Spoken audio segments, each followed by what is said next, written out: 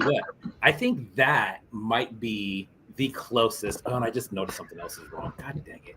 Well, I don't know. We can't necessarily say it's the closest because there's actually been like one or two, like there's like one. There's one, maybe an episode before this or the one before that where I was sitting here bumbling through the beginning and waiting for you. It doesn't matter how many times we do this, homie. When I'm looking at the clock and I'm waiting at like that 5-minute mark, the moment it starts kind of getting closer and closer to like the hour, I definitely start getting a little kind of like, yo, you coming? Dude, you know what's funny, dude? So as close as that was, I technically didn't even work today. You know what I mean? But of course, the days that you start off, and then that's the day everybody wants to talk to you. So it just turned into one of those things. Didn't even get to reach out to Super Terrible to see what the plan was for tonight. I'm just kind of shooting from the hip. I'm sure it will be just fine. Again, chatting a little bit, man. Have not talked to you. What is going on? Yeah, normally, you know what? Before you and I chat, why don't you say hi to all the homies that are hopping in? I know, you know. Yes, absolutely. 8-Bit Mike, first in the room. Grayskull Toys, what is happening? Ashley Alvarado, I had a feeling you'd be here. Steven Singer, Hobo Toys, Zimico, Jimmy Folklore. What is up, dude? I saw a Jimmy Folks did a unboxing recently. I believe that was from Island of Miscast Toys. And I was telling somebody, I said, man, this dude right here is, I think, probably the only dude that has seen every single episode, 135 now, including this one. That's pretty damn good. That's a good streak going. You know, this seems to happen a lot with toys, man. I was on Folklorian's page today, and I ended up stumbling on those Tupperware toys. The Tupper toys that they had, those fucking zoo ones.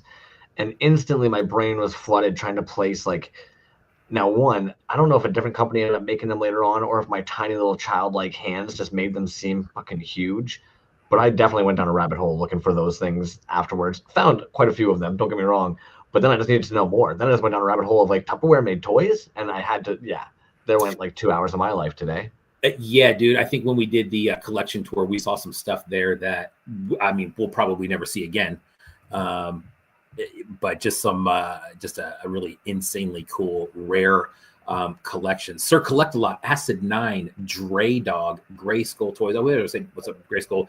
Here's something. For all 20 people that are in the room, and I think this applies to at least a couple of you out there. If you've won a giveaway in the last, while and you haven't got it yet, it is in the mail. Those went out on Monday. And the majority of them were due towards the end of the week. That was a lot of shit sent out, like probably 18 packages on Monday. So there's a good chance you're coming. Here's the thing that's really weird. It's not really weird, but apparently I haven't sent anything to Canada recently. Apparently that's not a thing right now, sending things to Canada. I can't even create a label to send to Canada. So they're Dre, Your Box, Crumbs, Your Box. And I think there's one more that as soon as whatever you guys are doing over there, as soon as you figure that out, I'll send them out. I love it, man. What is going on out there? Oh, fucking mail strike, dude. Yeah. Mail strike. Okay. Yes. A bunch of stuff is on strike right now. I don't even really want to get. I don't know enough to get into the BS of it. But from what I understand, yes, Canada Post is on strike at the moment. Von Fake Name, I think, works for UPS. So like, nobody go harassing them. They don't have anything to fucking do with it. Nice. Scott Cherry says checks in the mail. Yeah, no kidding. But there was something else I was going to say regarding the mail, blah, blah, blah. I don't know. We'll get back to that.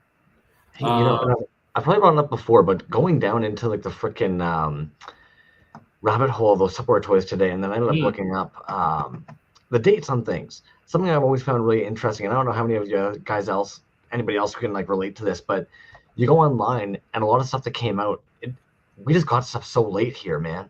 Like I feel like Canada got it late, and then also being in like a small little hick town, we almost had to like wait for overflow or something. Because I'm looking at this shit, and it's like 1984, 1980, and I'm like, what was my 19 whatever brain doing handling those? Yeah. Anyways, we have a freaking phenomenal guest on tonight. I thought there was more to that sentence. I was waiting for you. I was waiting for that sentence to finish. Well, I don't want to give. I I don't actually have a birth date. I didn't want to give away the date that I was apparently conceived or brought into this universe when I'm actually a robot sentient being. You know. I know when that is. Fucking liar. It's in my notes. It's in my notes. I heard it one time in a group chat, as a matter of fact. Yeah, you remember there's a bunch of us that have birthdays around the same time in the February group. Not saying that yours is in February. I'm just saying that it could possibly be in that general part of the calendar. Anyways, you know what? Everybody with your suggestions on FedEx and UPS, I know who can get it there. All right. But the thing is like, honestly, the customer service that I get with both of those outlets sucks. And the prices always doubly suck, especially when it's going international. I don't know. It is what it is. It's Terry Foxit here. Super Terrible tonight, dude. We got Super Terrible is in the house. That's going to be a good one, man. Let's back up a little bit, dude. How have you been? We didn't really get into a little bit of anything. I know I'm trying to get caught up, man. I'm trying to get caught up. Your brain is not tapped into the show yet, so you're trying to like digress and find excuses not to pull. Because I'm sitting there, so you guys don't maybe know, unless you've been a guest on the show before, there's like this weird off stage, on stage. We can see the guest. We know that they're there waiting. It makes me feel like such a pompous asshole when they're sitting there kind of being like, hey guys, and we're sitting here just being like, oh, toys. You know, it's just kind of like, yeah, we're going to spend the next hour talking toys anyways, man. Yeah, that is true. That is true. Holidays are upon us, dude. I don't know what we're doing. Today's what, it's the 12th, so what, 19th next week? 2 more shows left in the year, dude. How about that? We got the 19th and the 26th. Actually, yeah, and you know what? Because we're all going to be reflecting now for the next couple of weeks. I'm going to sneak one little thing in there. I fucking love this community, man. This, like, I was thinking about this the other day, and so Jazz Wizzy, and I'm just going to give them a big old shout out here, because even though they seem like a little pervert, this dude, if it wasn't for that, man, I probably would have walked out of that Emerge so many times this past like year when I was trying to get diagnosed with shit, just because like you're sitting there waiting. Like, don't get me wrong, free healthcare is absolutely fantastic. I'm not complaining about it. But you get to that point, you're not really thinking straight. You're there for hours. You just want to go home. And Jazz is like that dude. And you're like, Jazz, man, should I actually stay? Like, they're telling me I should stay. And he's like, yes. Like, don't, just stay, man. And then it dawns on you one day, you're sitting here just being like, I know Jazz from toys. Like, don't live anywhere near this dude. Like, it's not as if like we've got any kind of like relation beyond toys. And you just kind of realize how many of the homies in the scene and shit, like, they're legitimately family and homies, man. And even Super Terrible Toys, like, we see them in the chat every freaking week, man. And slowly but surely you kind of get, it's kind of like, those are your fucking dogs, dude. I don't know, it's sick. Yeah, dude. I agree, man. That well said, dude. It's and actually that's kind of why I wasn't tripping on the Super Terrible Toys, on not doing a whole bunch of research, because it feels like we hang out with them almost every week. Let's go on their page. Yeah. I went down as back as far as I could, but that first post was September 2023, so not that long. September 2023, yeah. So yeah, we'll find out about that. But yeah, dude, it just seems like you're right, dude. That people, I mean, they hang out so much, and they're just kind of part of the regular crowd, and it's just a chat, man. We're just chatting it up. Recycle Galaxy, Pikmin's Vinyls. What's up, Bootleg Toy Co? Yeah. Also, last thing I swear, and then we're gonna bring this freaking dope ass human in, but I don't know what it is. I've got this weird mythos in my brain where I seem to think that like you gotta almost age your cup. I'll let it just get real nasty with coffee grime first before I give it a scrub. Look how nice and fucking aged that is right now. There's no logic to it. It's fucking disgusting. Dude, you put some work in on that cup, man. That is no farts though. No farts though. Grimy with color, but no farts though. Fair enough. Yeah, you're a dark roast, straight up kind of guy, by the looks of that cup. Yeah, like it black, man. And actually, a weird, gross thing I learned today: you mix black coffee with eating KD, and your breath ends up smelling like cat food. Fun fact. Anyways, you want to pull in a fucking rat ass artist that we've got chilling off stage here and ask them about their work and get on with that? I do. There was one thing. Street Fight, what's up, dude? Street Fight's got a remember that Dark Rainbow set that we gave away recently? That thing was super sick, dude. I was boxing that thing up. I'm like, man, I do not want to let this thing go. Anyway, Street Fight, you should have that probably any day now if you don't have it already. So here's one thing I was going to say about shipping. This is what I want to circle back on. This is going to tie it all up, all right? This is what it is. We've been talking a lot about pirate ship lately, right? Everybody's like, pirate ship, pirate ship. Use pirate ship. It's great. Use pirate ship. I'm saving money. Use pirate ship. Out of every package that I sent out, probably 12, 13, 14 packages, I price matched every single one. And the United States Post Office, word up to Ordinary Toys, was cheaper every single time than any other place out there. I don't know what that means. Maybe it's because I'm out in California. I don't know. But in my experience, pirate ship was not cheaper. That's it. We can move on. That's all I wanted to say. Puzzle Panther. I don't know what my deal is tonight, man. I'm like a child in a store ready to go home. I'm like gassed. I don't know what it is. It's only been 10 minutes. I know normally we take. I was gonna say, God, dude, you think it was 6:45 already? It's knotted, dude. I'm just right knotted down there. I don't know why. I guess I have no idea what it is tonight. Yeah. Sir Collect Lot says that USPS is goated, as the kids say. Yeah, well, government agency, so you know, you can bet that one's going to be number one. Not only am I so far behind on the lingo, man. Freaking Bootleg Bonanza posted they're using a new social media platform right now. If you guys all start, like, I thought TikTok was going to be the thing. I didn't even hop on that one. If like I don't know, and I'm finding out there's still people using Facebook. I don't know. I feel like so outdated. Oh, is there a new one now? I know there was that Kara or Sarah or whatever it was for a minute. I don't know what happened with that. I'm going back to Cans on Strings pretty soon. Cans on Strings. Yeah, that's a good one. Yeah. It's a lot of strings. Right. Are we good? I think we're good, man. Super terrible. Are you, Lauren, are you ready? You ready to go? Ready to go. Oh, wait. Well, that was quick. Easy peasy. There it is. How we doing? It's my alter ego. Dude, so I got in the room and I saw the guest real quick and I go, who the fuck is Larry Flugelman? I'm like, oh man, I'm all looking at myself. Am I in the right room here? Yes. Larry Flugelman, aka Super Terrible Toys. What is happening? I was just telling Crumbs, it feels like we hang out every week. Yeah. So it's not odd to have you in the room. What is going on? Nothing much. Stoked. Nothing much, just making toys and shit like that. Yeah, exactly. Hanging out. It's cold, you know. It is cold. And what part of the country are you in? Chicago.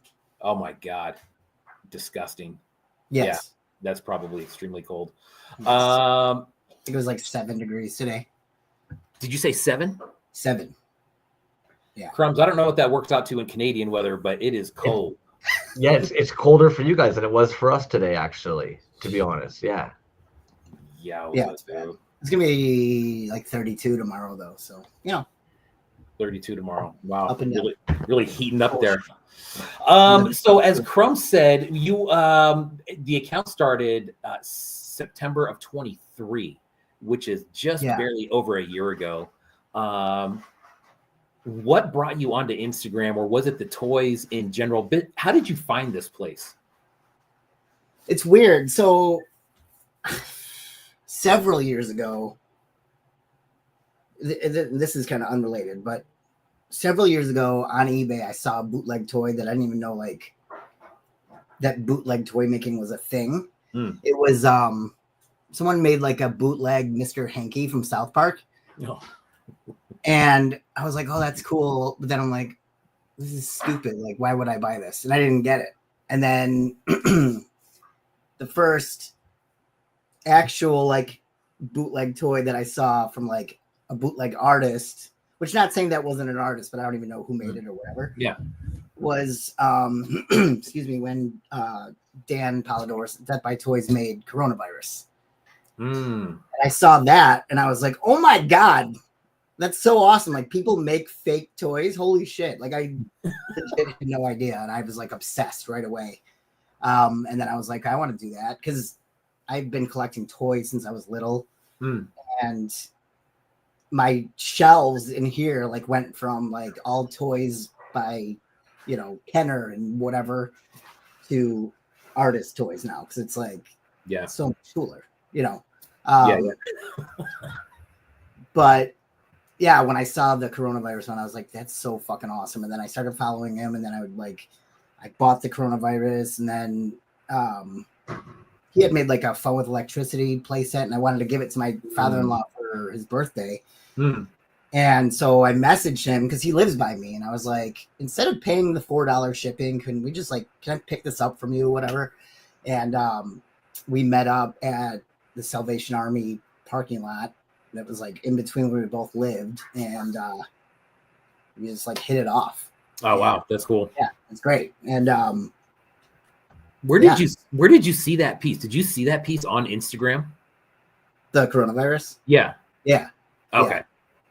I don't even know how I came across it. I really have no idea. I don't know if because I didn't like follow hashtags or anything. Yeah.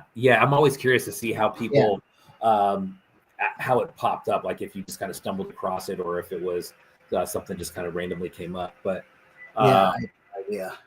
So you said when you were, where was your collection at that point? It obviously wasn't in art toys. What was it that you were collecting? Or I see that those rows of 3.75s behind you is what I see. Yeah. So those are actually Whistling Pony did those. It's the 26 Aliens project. Yes. They're incredible. So wait a minute, you have all of those? Yeah. So he wrote a book. I don't know if I think he mentioned it when he did his show. Yes, for sure. Do a little promotion. Oh yeah, there you go. Oh, Jenny. Yeah, dude. That's a big book, dude. I knew a chonker. Dude, when he was talking about it, I was like, holy shit, dude, that is some involved literature right there. Yes, it's incredible. And gotta toot my own horn. I edited this book. No shit. Yeah. So okay. At the time when we were trying to discuss how he was gonna compensate me for my work, I said, well, I kind of like your 26 Aliens, you know, and he's like, he thought about it. He's like, okay, like we'll trade, let's do it. And so, because he didn't want to break up the set, he didn't want to keep some for himself or try to sell some to someone else. So I was like, I will take very good care of them, and I got them, and I love them. They're crazy. So unique. Are those the ones where he made the backer and did like AI with the backer on it? Yeah, those are. And dope. So what's cool about it is that he didn't tell AI what to do and then make a figure based on what AI did. He made the figure first and then told AI to, which is like brilliant. Or isn't it though? Exactly, man. That's exactly what we were talking about on the show. I'm like, dude, that's crazy how you kind of reversed it like that. Yeah. It kind of puts a new spin on it. Where I don't know. I mean, it might change some people's perspective on AI just in general. But I mean, dude, what a great idea. I've never seen that done before. But that was dope, man. I like that. I can't believe you got every one of those. It's sick. I know. I love them so much. But yeah, it's like, a lot of people hate on AI, and it's like, how could you hate on that when he created his thing first? And then, you know what I mean? Like if it was backwards, like it would still be cool. The figures are great and they would still be great, but knowing that he already made it and then used a computer to, it's just like, it's just brilliant. He's just brilliant. So, So 2020, that's when you see the Death by Toys piece. And then, but your account didn't start until 2023. So what's going on between 2020 and 2023 as far as you making toys? You getting shit ready, or what are you doing? I hadn't really thought much about it, if I could do it or not. And then the job I had at the time, I think for Christmas, I made the owner a horrible bootleg toy of him. And Ashley had painted it to make it look like him. I put a car in there that looked like a Bentley because he drove a Bentley. of course. And Yeah.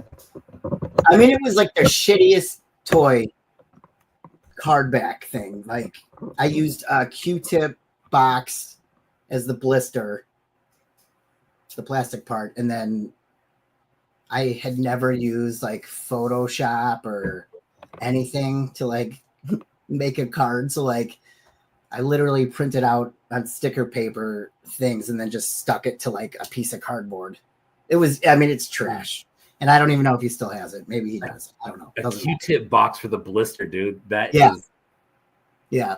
that'll work. That'll Yeah. work. And I'll show you later. My nephew made a toy and I had to use another Q-tip box for that because it was too That's big. funny. Yeah. And then, so I did that. And then I don't know what my first piece that I put on there is. I don't know if you guys have it pulled up. Maybe then I can figure out what the hell was going on with my brain. It's gonna be. Oh. So technically, it was the shirt that you had first posted, and then these Chuck E. Cheeses in November. Oh no! You gotta go way back. Yeah. Sorry. Go on, Crumsy. Apparently, I was waiting for it to load up there for a second, and I was like, oh. Every fart nap coffee you deserve. He's like, yeah. There's that one, but then there's also like 300 before that. So Right. Oh, the last thing you do is a shirt. It's like I did that 2 weeks ago. I've been sitting with like my thumb up my ass, pretending like I've been doing shit. Meanwhile, Right. no, apparently You not. do I went through your ton of stuff. shirts. You did some cool stuff. Wait, what is this? you do have a ton of shirts, though. I was looking in your store. Yeah, I was dude. like, damn, you went off on the shirts. So that okay, well, yeah. Sorry. So like, I didn't have a corner cutter for this. I think the blisters I used, I bought like on Amazon. They had like 25 of them. I still have some left. I don't even know how. But I made this because I think, well, obviously I need therapy, which I do go to therapy, but no. So with this, so in 2022, I left my job to take care of my mom because she's got Alzheimer's. And I think this had become all my anger, frustration, sadness, sick sense of humor, everything all in one. And I just like, that was my outlet, like making disgusting things that I think are funny and gross and weird. So yeah, that's when I really started, because I was like, I'm angry, obviously, and I just need to get it out. And I'm not going to kill anyone for real, so I'll just kill these dolls and make it look like they did it. And so at this time, were you making stuff to sell, or were you making just to making at this point? I mean, I always like wanted to sell, but you know, no one really wants my shit, you know, like, which is fine. But looking at the stuff that you have, like overall, I mean, there are definitely more pieces that are along, the Asshole Name series that definitely appeals to a much wider audience than something like that. As you're kind of moving along, that was the first one that you did to where you are now. I mean, does it still feel like your style's kind of changing? You're still trying to nail. I mean, because I feel like it is going from that to where you are now. You can see there's some influence from like Death White Boys type stuff. And right. It's always legit stuff. But do you feel like it's kind of changing and just kind of moving direction as you move along? Yeah, I would say he definitely was like a huge influence. Like, just the brilliance and the shit he comes up with, like, and it's so simple. Yeah, but it's great, and he sells tons of it, like, and so I was like, I could think of ideas like this, whatever, and of course, like, I would come close, but not anything great. And then the Dogs with Asshole Names, that was my thing, and he had hit me up, and he was like, that is brilliant. He's like, I told my wife, like, I wish I had come up with that, whatever, and I was like, thank you, that means a lot. And then last time he was over, he came over the summer. We had him and his wife over, and we were hanging out, and he's like, I want to do a collab because I liked your dogs with asshole names so much. Like, would you want to do a kids with asshole names? I was like, fuck yeah. Like, I know so many stupid fucking kids names. Like, yes, Oh my god. let's go. So we did a run and, it blew up. Like, all these fucking famous people were like liking it and commenting on it. I was like, what is going on? And it was wild. And then I was like, let's do custom ones. I was like, I'll make them. Your name's attached to it, if you don't mind, of course. And so they're on eBay, and I had them at like 50 or 60 bucks and sold a couple, and then obviously like lowered the price because I mean, it doesn't cost that much to make them, and I was, being greedy. So stop being greedy and just whatever. But some of the names that people have come up with like are really dumb, and I'm like, I don't think you get the concept of this, but okay, It's like someone did like Trump, and I'm like, yeah, he's an asshole, but like that's not like an asshole name for a kid. Like an asshole name is Nevea. Like that's an asshole fucking name. Dude, you know what's so funny is every time that I see those and I see a new one, I see the names and I know somebody with that name. I'm like, and you know what? You're fucking right every time. I'm just like, you're damn right. You're damn right. Like why not Braxton, Paxton, Aiden, Caden, Jaden? Like people are coming to me with like, I don't know. Oh man. I don't even know. Just some of them I was like, what is this? But okay, you paid for it. I will do whatever you want. That's fine. Great. Let's do it.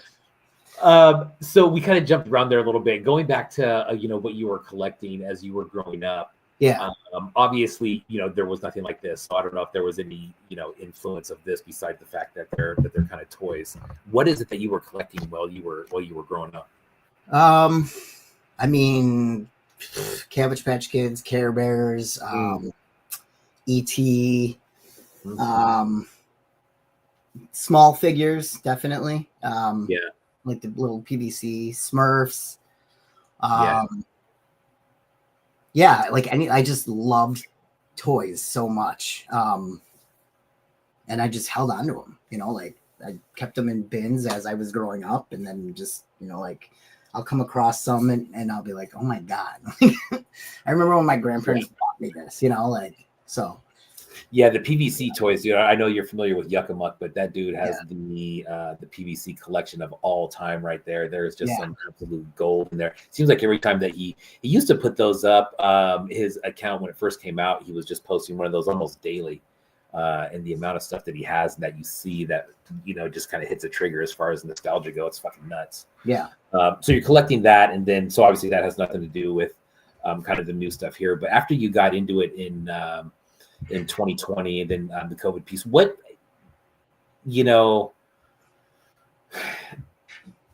I don't know, man. I don't know if you can really see something like that first piece that you did, going from that to what you're doing now. Yeah.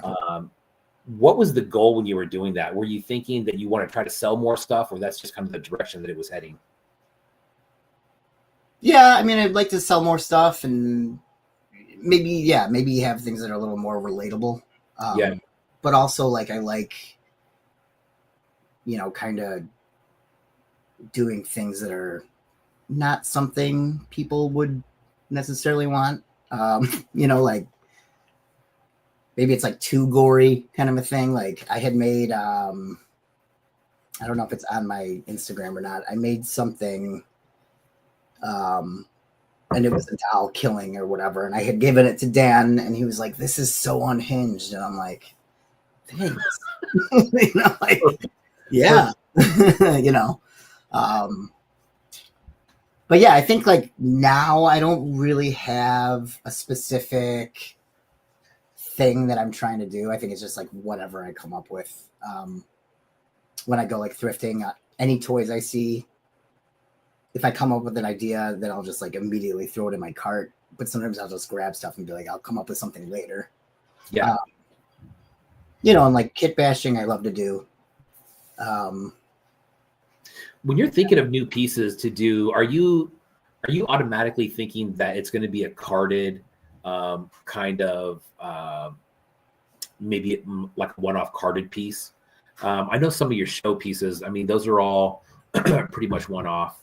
Yeah. But when you're going through stuff and you're kind of looking for parts and pieces, is that the intent is to have is it just kind of do like the carded one-off, maybe a kit bash or whatever. God, did I see some sculpting? You do some original sculpt too, yeah? Yes. Kind of, sort of. Ish. Yeah. I mean, I've I experiment with like silicone and resin and whatever, but I can't perfect it yet. Like I want like the molds I make, it's like something happens and I can't reuse them. Yeah. I don't know if it's the silicone I'm using or what. Someone needs to teach me, because like I would like to do a run of like one thing, because like someone in the comments on the post you guys made said they like the Goldschlager trash panda. Yeah. I love that thing, but the mold was useless after one pull. So I mean, I could make another one, but it's like, is the same thing going to happen? Because it's like I don't want to keep buying silicone. It's annoying, you know? Yeah, exactly. God, that can't be the first time that you've come across something where you just can't figure it out. When that happens, what's your go-to? Are you reaching out to other artists, or are you kind of just doing the research on your own, as far as, you know, what's readily available out there, or, you know, maybe finding somebody that's doing really good mold and like, man, you know, what is going on? Why is mine doing this? Yeah, kind of both. I mean, I'll do some research, but I've reached out to some artists, and you know, they've given me some good advice, whatever. But I don't know. It's like it's hard, you know. Like I don't. I just like I just can't I can't figure it out. Whether it's like I don't mix it like 1-to-1 perfectly, or you know, like. I don't know. I need to just figure out exactly what to buy, because I mean, I could be buying shitty, you know, silicone and yeah. Whatever. But yeah. I mean, when I did Island of Miscast toys this year, Death and Strawberries sent me some miscasts just to like kind of get me started for that show. And how that happened was, he had won the giveaway when we were doing the, what was it, the Asheville charity thing or whatever. Yeah, right. Yeah, so I sent him some stuff, and I had sent him some resin skulls that I made, and so I told him about that, and then he invited me to this Island of Miscast Toys thing, and even his miscasts were like awesome, and I'm like, all right. Isn't that funny, man? Sometimes when people throw stuff in, you're like, what's wrong with this? And they're like, oh, there's a bubble on the bottom of the back of right. I'm like, I don't give dude, what? Bubbles all day. Like, yeah. Great. Let's go. But I don't know. It's like I should reach out and just be like, okay, can you send me links to every single thing you bought? You know, whatever. And then some people are like, oh, you need a pressure pot. I'm like, I don't want a fucking pressure pot. I don't want anything. I have to vent out the window, you know, like that's too much, you know. You know what, man? It's like, I think there's a lot to be said for that. That's something that I never really considered, right? Is the difference between doing like molded and casted figures, and how you put that together, and just kind of that whole operation, and how much more material and equipment that you need, versus something like this, where, I mean, you could easily, not that it's easy to do, but the setup, and I think in the workspace is so much less involved, I think, with equipment, as far as like doing a like maybe a kit bash or something with a card. It just seems like it's way less involved. So you don't have to run events, something like that. I mean, that would probably limit a lot of people, just right there, for sure. So this guy. Yeah, money too. Yeah. But with what you're doing right now, what's probably like your favorite part of the process, man? Because if you are doing a lot of, like in your kit bashing, you're doing a lot of like different things between like the cutting, the little bits of B was even saying that like you do add like a little bit of polymer clay, it looks like, to some of your figures. The one gentleman has like, the little chips inside the belly and stuff going on. Yeah, so I use clay because I tried to make it look like his chin and then his beard, and then the chips are stuck in his beard and shit, and you know. So what would you say is probably like your favorite part at the moment in like your creative process, homie? I mean, right now, like just within the past day or so, like Kit Bashing, Muppet Babies with starting lineup. ET, I put on like a Ken doll. I'm in the process of working on this guy. This is ET's body with Kermie. Yeah.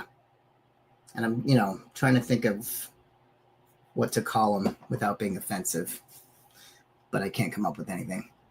So generally, would you come up with the ideas like that first, or the backers first? Because so many of your backers are fucking like clever puns. They run on like that meme kind of concept as well. Right. But the toys are right on point. So like for typically, which would you say kind of comes first? The idea for the backer, or the people? Yeah, typically it would be like what the toy would be called and what the backer would look like, and then the toy. But like with these lately, like I don't even know if I would card them necessarily. Because I feel like even for me, like I was collecting carded toys from toy makers. Like this wall is all Death by Toys with a couple things of mine, whatever. And then I've got carded stuff. Let me see if I can mess with this. Yeah, I got carded stuff there. Oh, nice. Yeah, there's just a bunch of shit. Crazy shit. But anyway, where was I? Was I right there? Okay. Anyway, is that all right?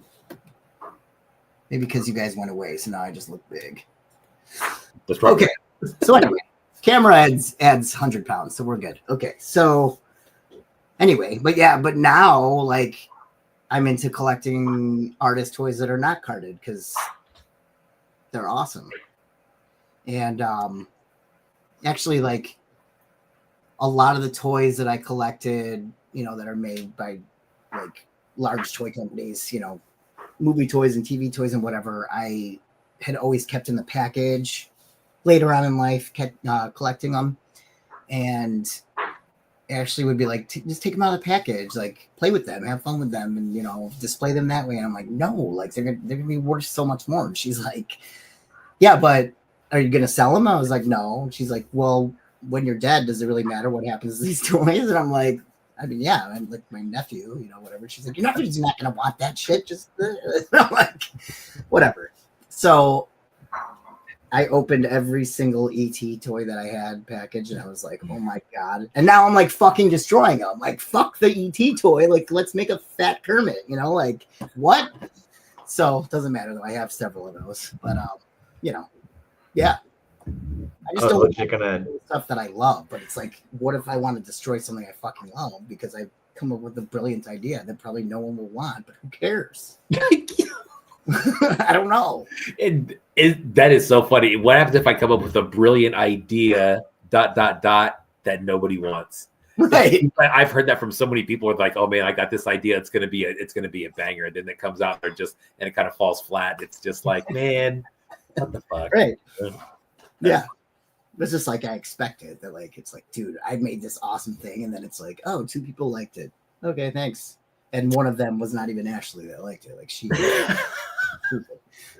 You said you were getting into figures or collecting figures that are not carded anymore. Why is that? Yeah.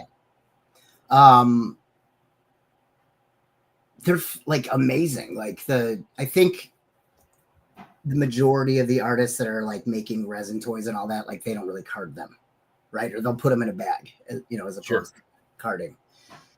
And it's cool to display these toys, the resin toys.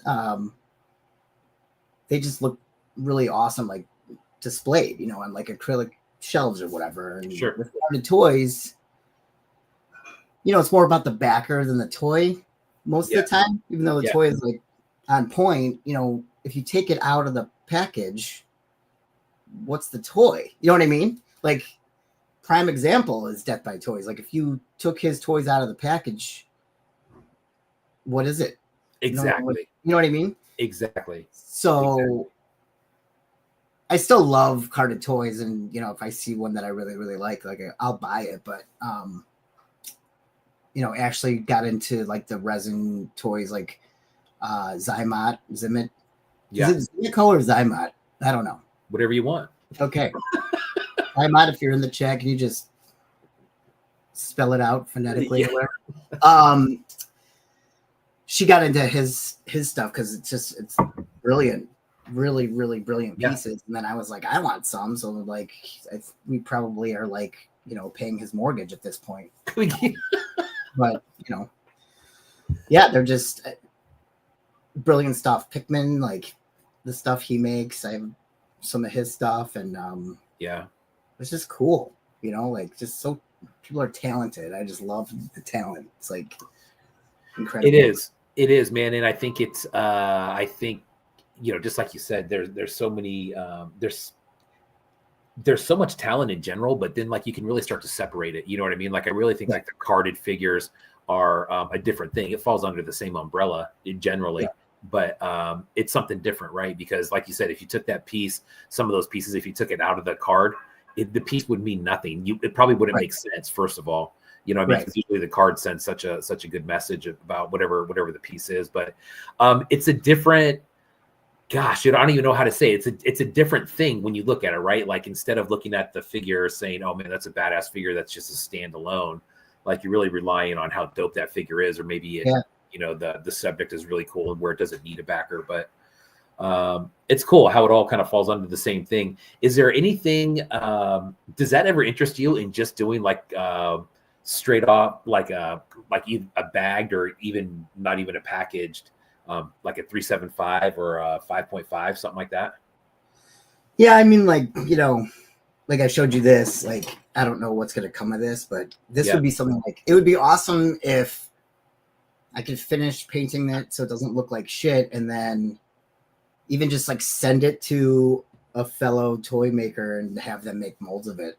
Would be awesome. And then just like make a fuck ton of them, like that would be sick. But it's like, does someone besides me want this? Like, I don't know.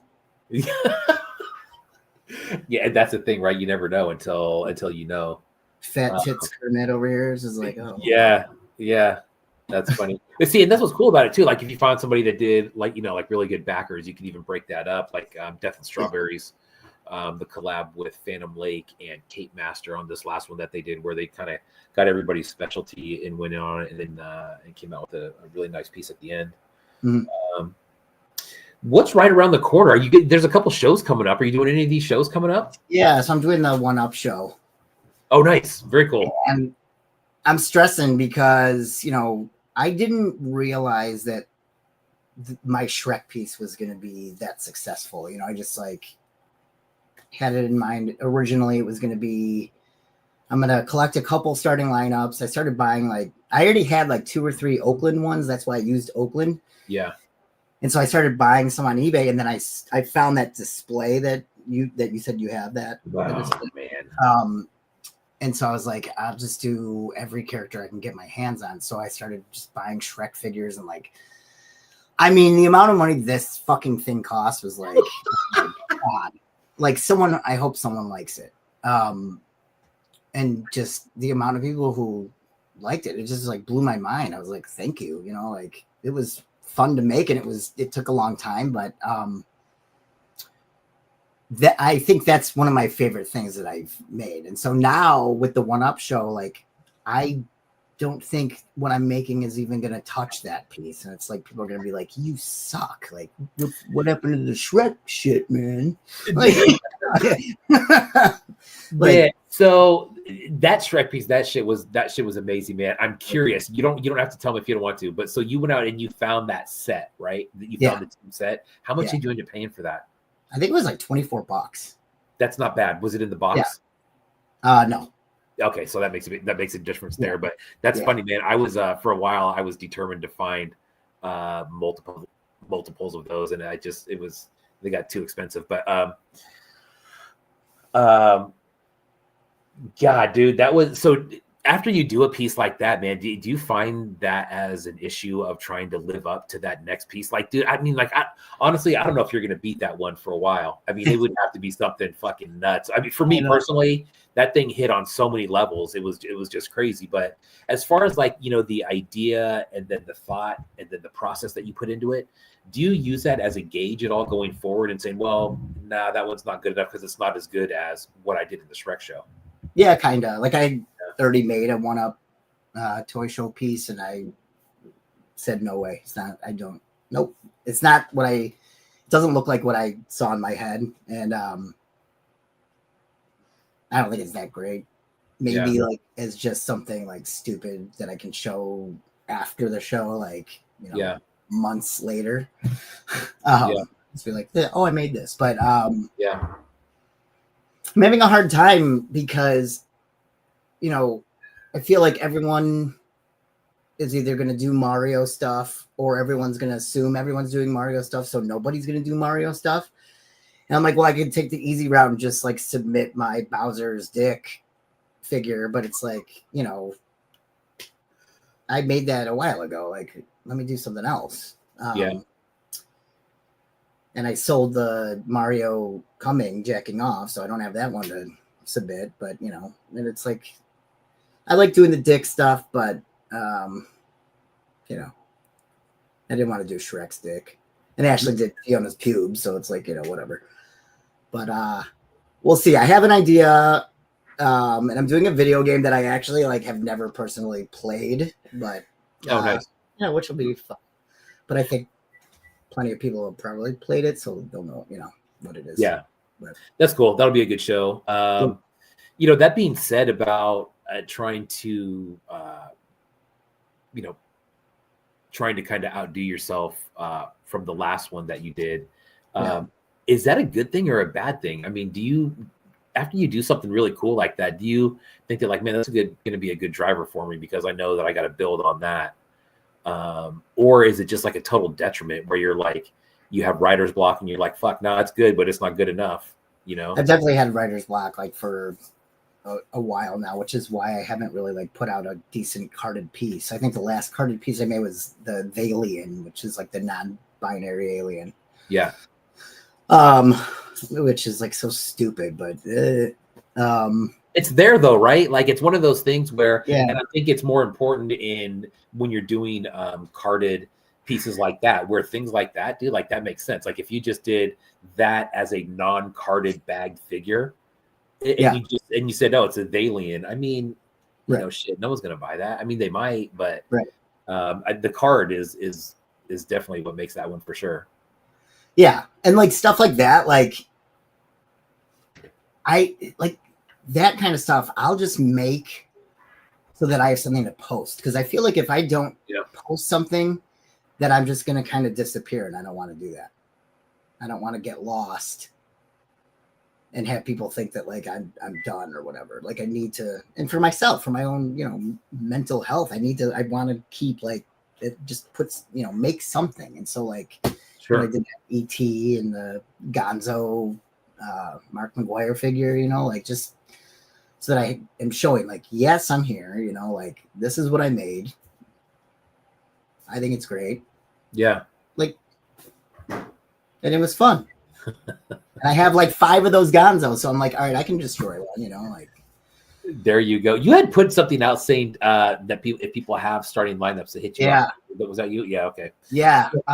Seems like there's been a couple people kind of dancing around starting lineups, but I don't think anybody has really grabbed a hold of it yet. And I've seen 1 or 2 things here and there, but never like a full, line of starting lineups.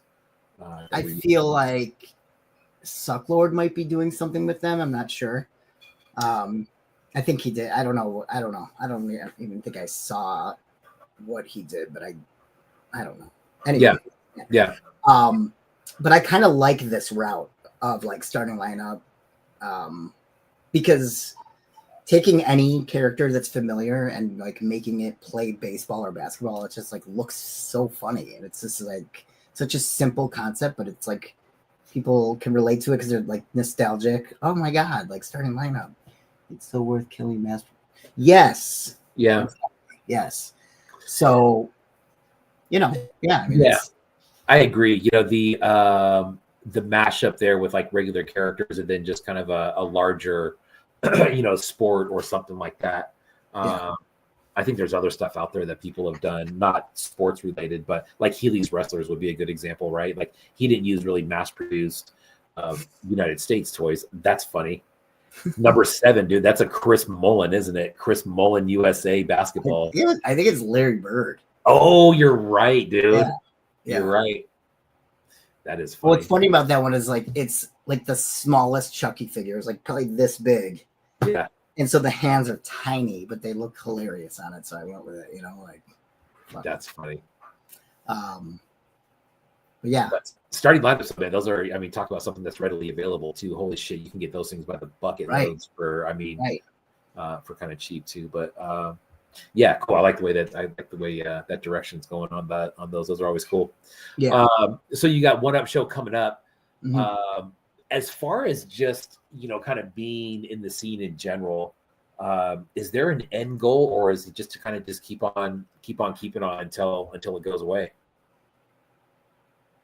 In a perfect world, I could do this full time, and just be some awesome, toy maker that kills it every day. I'm definitely gonna just keep going because it's helped immensely with like my mental health and just and my family, like they are all supportive and think that it's hilarious and whatever, and I'm sure they think I'm nuts. Uncle Lauren, the toy before the toys, like whatever. Yeah. But I'm gonna keep going. So besides the online shows that you're doing, what else are you doing to kind of, I don't know, I don't know if spread the brand is the right word, but like you said, staying relevant. I think people get so frustrated with Instagram, man, where it seems like even if you do post every day, sometimes there's just no traction at all. Right. You've got the hashtag thing. And what else do you use out there as far as social media goes, or just any type of shows, in-person shows that are kind of keeping the name out there? As far as social media, like I'm on Threads, which, anything I post on Instagram goes to Threads anyway, which is nice. Facebook, I think I have like 200 friends. I don't stupid. They're probably family, most of them. I don't know. But I'll still post on there. Like, okay, here's what I made. Yay. I haven't been to any shows and I really, really want to. Like, I think that would be huge. Like just to go and to meet people face to face and be like, and then for sure, I would love to have a table. There's there's markets in Evanston where I live, suburb of Chicago. They have markets every year that Ashley and I do. And I get a lot of people who come and look and they'll like pick it up and be like, oh, ha, ha, ha. And then they'll just like put it down, not buy it.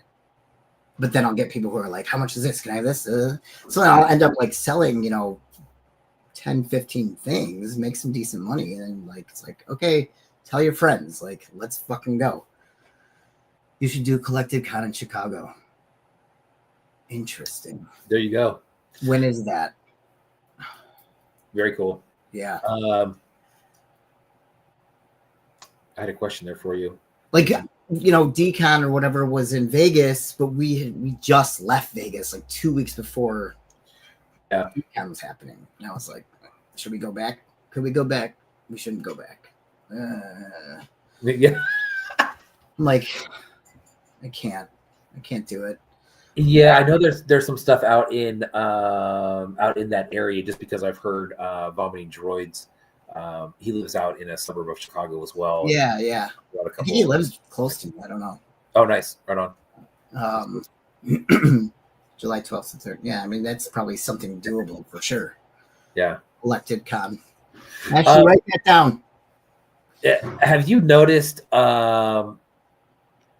It seems to me like when I'm at DesignerCon or other shows where a store like DKE is there, where the majority of the pieces there are one-offs, or really low runs, I should say too. But when people are walking by, it's not necessarily toy people that are buying a lot of those pieces. It's people that like see something that kind of catches their eye. And we've talked to other people like Sir Collect a lot, and he kind of has that same thing where you're pulling in the customer who is not a collector, who's walking by and is just into whatever, whatever the subject may be. Do you keep that in mind as you're making stuff? I mean, it just, the good thing about what I really like about that setup is that it seems like just the world in general is just a nonstop content machine. You know what I mean? Like it's shows, it's things that are popular in the news, Right. and then you've seen it. I think, everybody sees it. Who's the first one that's going to come out with something? I don't know if that's something in everybody's mind, but like the Tyson fight that just went by, right? Like I think there were some people that had some pieces out either during the fight or like right after the fight. But is that something that you keep in mind that you're trying to pull in? Maybe not necessarily a toy collector, but maybe a large fan base of fill in the blank, whatever it may be. Not really, because it's more of just, I think this is funny, I'm gonna make this, and then like someone might think it's funny too and want to buy it. And then does that happen? No, not as often as I'd like, but random shit like that I made that no one would want, like that's the stuff that of course sells. And I'm like, why are you buying? No, thank you so much. Yes, thank you. Isn't it great? Like Lefty Smudge. Like I took one of those little hands and like colored in the whole side of the left hand, because when you write, if you're lefty like I am, you get ink all over. Dude, that is so oh my God, I'm a lefty. I need this. Okay, great. That is so. When you see, so when something like that, right? So when something so basic and random like that sells, and then you're like, oh my God, the amount of people who must get shit because they're left-handed. I just had this conversation with one of my safety guys at a job site, because every time he writes across the whiteboard, and as he's writing, he's erasing it at the same fucking time. I'm like, bro, no one can read that. And he's like, oh, because I'm left-handed. But when you see something like that and it sells right away, does it make you want to go like, oh, dude, I could probably make 10 more of these right now and they'd be gone probably pretty damn quick? Yeah, and what's so dumb is that I have the hands, I should just make more. Yeah. But it's like, for some reason, I don't think about doing that. I don't think like, you know what, I'm going to take 10 minutes today and make 3 of them, or whatever. Yeah. It's like I just want to move on to the next thing. Like, what's another brilliant thing that I can come up with, or what do I think is going to be funny? I don't know. I mean, there's all kinds of. This was very early. You could tell by the logo and the lack of cut corners. I couldn't help myself, because you're like, well, what's the next thing I can do that somebody else will think is funny? And it's like, I'm sorry, somebody being angry that somebody randomly came on their potatoes. That's pretty jokes to me, man. Because the figure, I didn't alter the figure at all. She just had this bowl of white covered something, and she's pissed off looking like, okay, who came on my potatoes? Like what else? I mean, I don't know. I don't know if someone has a better idea of what she's thinking or saying, but that's what I came up with. So, I can't open notice crack. I did sell that one. It's like, what? I don't know. Where did you get all your different blisters from? Because your shapes are all over. Yeah. So, trying to see. I get my blisters now from DKE, but there was a website. I'm gonna have to find it. I really can't remember what it's called, but they sell packaging for like industrial type packaging for, like the shit, like if you buy, 3 or 4 nails or bolts or whatever in a package at the hardware store, like that's the packaging that they're selling. And so I was buying from them, and then once I discovered DKE, I think I had asked like Dan or someone, like, what blisters, where do you get your blisters? So, Steven Whistling Pony did the backer for that for me. He designed that for me. I think what's great about this is like everybody kind of knows that like Boba Fett's probably the most bootlegged character. So I love the fact that like you've got your own Boba at this point as well. Yeah. The only thing I don't like about that one is that I put the T in there. Like it doesn't need to be in there. Like I feel like that kind of ruined it. It should just be Boba Fett because it's Boba. You know, obviously it's Boba Tea. Like, why do you have to have a T in there? That bothers me because I feel like it ruined it. But someone bought it, so I'm fine with it. But you know, I'm gonna make more and remove that T. That's got to go. I'm ashamed. That just makes the first one even more cool, though. For whoever has that one, they've got like the prototype, the artist proof. Yeah, there you go. And here's a good question from FKD Toys. This one says, does anybody have a hard rule for themselves that they will cap any particular piece at a certain number? Now yours, I don't know. I don't see too many multiples that you're making, right? Everything you do is pretty much a one-off, right? Yeah, I don't think I have multiples of anything. Yeah. I think about it. Yeah. You know, one guy that I can think of, man, that keeps coming to mind as we're talking is like you had the left-handed smudge piece, right? I'm sure you're familiar with Retro Gimmick. Gimmick, it seems like he'll take those and land on a good idea, and then those things are just always in stock. Yeah. And I believe, you know, just from the time you place the orders till the time that you get it, I'm assuming that all of his stuff is one-offs. I'm not one-offs, but made to order. You know what I mean? He's got a line of whatever winners on there, I guess you could say. Yeah, I've got a couple of his pieces, and I mean they're just amazing. And the figures, though, like I don't know, he's got to be finding like some mass-produced weird random figure and sculpting on it and painting it to get it to look like It's interesting, huh? Because dude, like his variety of stuff is you have the one-off funny stuff like that. You have the empty blister stuff. He's got a few of those out there that are funny. He's got this the Cursed Warriors 5.5 line that is fucking crazy good. Yeah. But anyways, shit, dude, I don't even know what we were talking about, but yeah, he's legit. Yeah. I have his Unsolved Mysteries and and I'm like, these are fucking like hilarious and they're awesome. Like everybody knows the diabetes shit, like Wilford. Right. I mean, right. Brilliant, So, I mean, I think a lot of his stuff too, right, is a lot of, I want to say, well, I guess it is, some of it is current event stuff, like you said, the diabetes and all that shit. Yeah. If you're working on something and somebody, let's say they beat you to the punch, right? And maybe there's someone out there and trying to capitalize on it.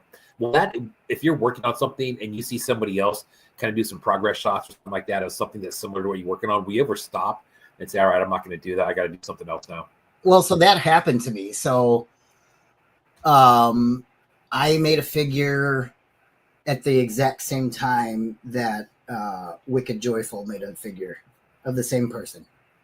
It was for Love on the Spectrum, that show on Netflix. It's about like these autistic 20-somethings that are trying to find love, So there was one character there was a one cast member that stood out that everybody loved, and so we both just happened to make the same figure, and his was better, and his got noticed not only by the person but by 15,000 people or whatever.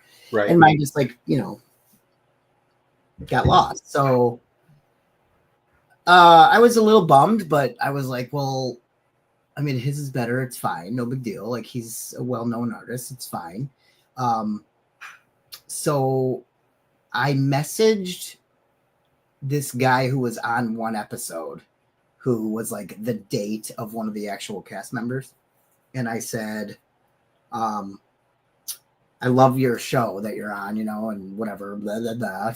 I make toys. Can I make you an action figure of yourself? And he was like, oh my God, like, absolutely. This is a dream come true. I'm like, fuck yeah. Okay, cool. This fucking guy, Like he's such a sweetheart, but holy shit, like the autism. Like he was like, no, I need this to be here. Oh, This to be here. yeah. Oh no, that wasn't for his. No. Let me back up. I apologize. The one I made for him, he loved. It, there was only a few tweaks, but what was cool was that he's friends with John Semper. I don't know if you know who that is. Mm-hmm. He created the Spider-Man animated series. Okay. So he commissioned me to make a John Semper action figure. Oh wow. Okay. And I was like, that's fucking awesome. Okay, so like this, tragic thing that happened to me with the Wicked Joyful situation, like has turned into something cool. Yeah. So that's when this autism shit was like, oh my God, dude. Like, I love you so much, but holy shit.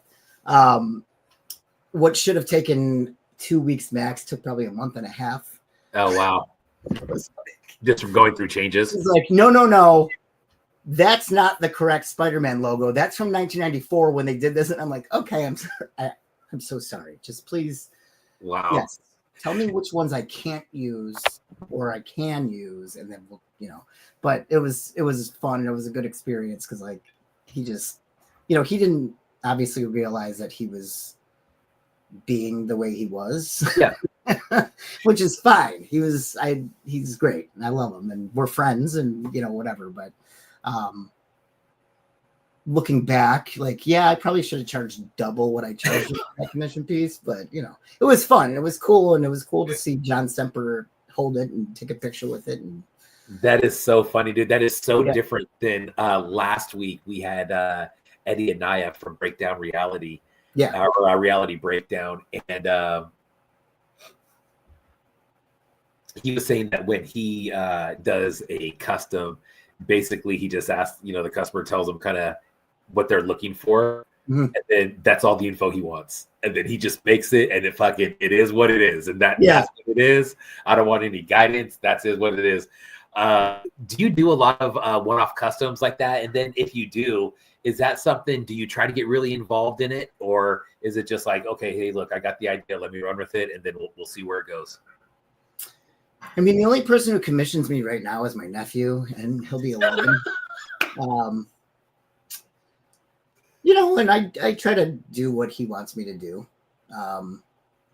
He wanted SpongeBob Raphael mashup. I don't remember who, but one of the artists said, I absolutely hate this. And I was like, I get it. Because it was terrible, but he loved it. So, I would love to do more commission pieces. Like someone reached out to me. He's like a up and coming R&B artist. I've never heard of him. I don't know. He's got like 700 followers. Who knows? He wants an action figure of himself, and I'm like, yeah, but he's like, I want to be wearing this.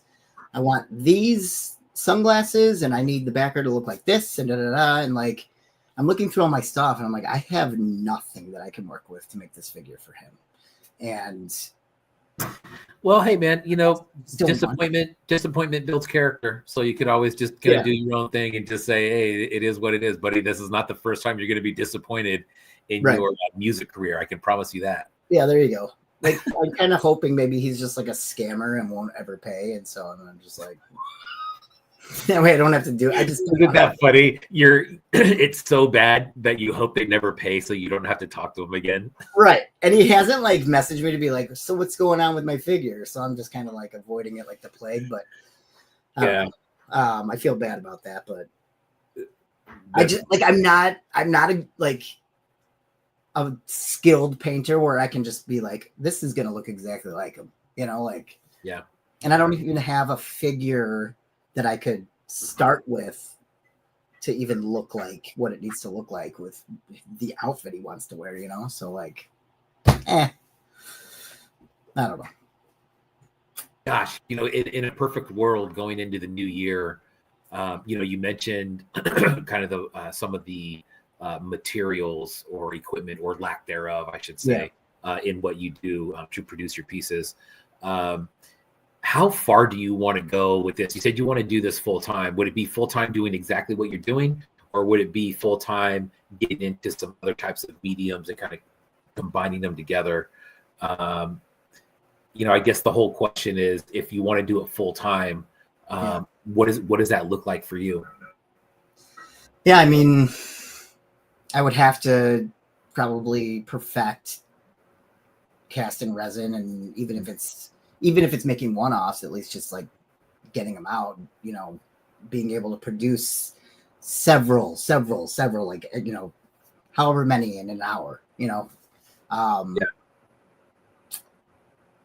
but I am not anywhere near that, obviously. But I'm going to keep pushing, like I love this, even if I don't sell anything for months, years, like, it doesn't matter.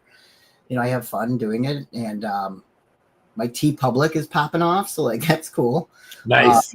Yeah, I mean, I like the idea. It's like my brother came up with the I beat Ozempic, and I was like, and he's like, just do it. I want one. I'm like, all right, fine. So then like some rando bought it, and I'm like, God damn it. Like, now you got to make more. Like, give me more, dude. Like, what else you got? So that's funny. Yeah.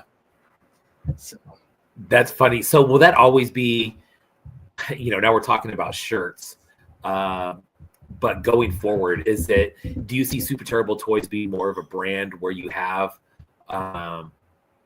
stuff like shirts and stuff like that, or is it just a figure-based deal?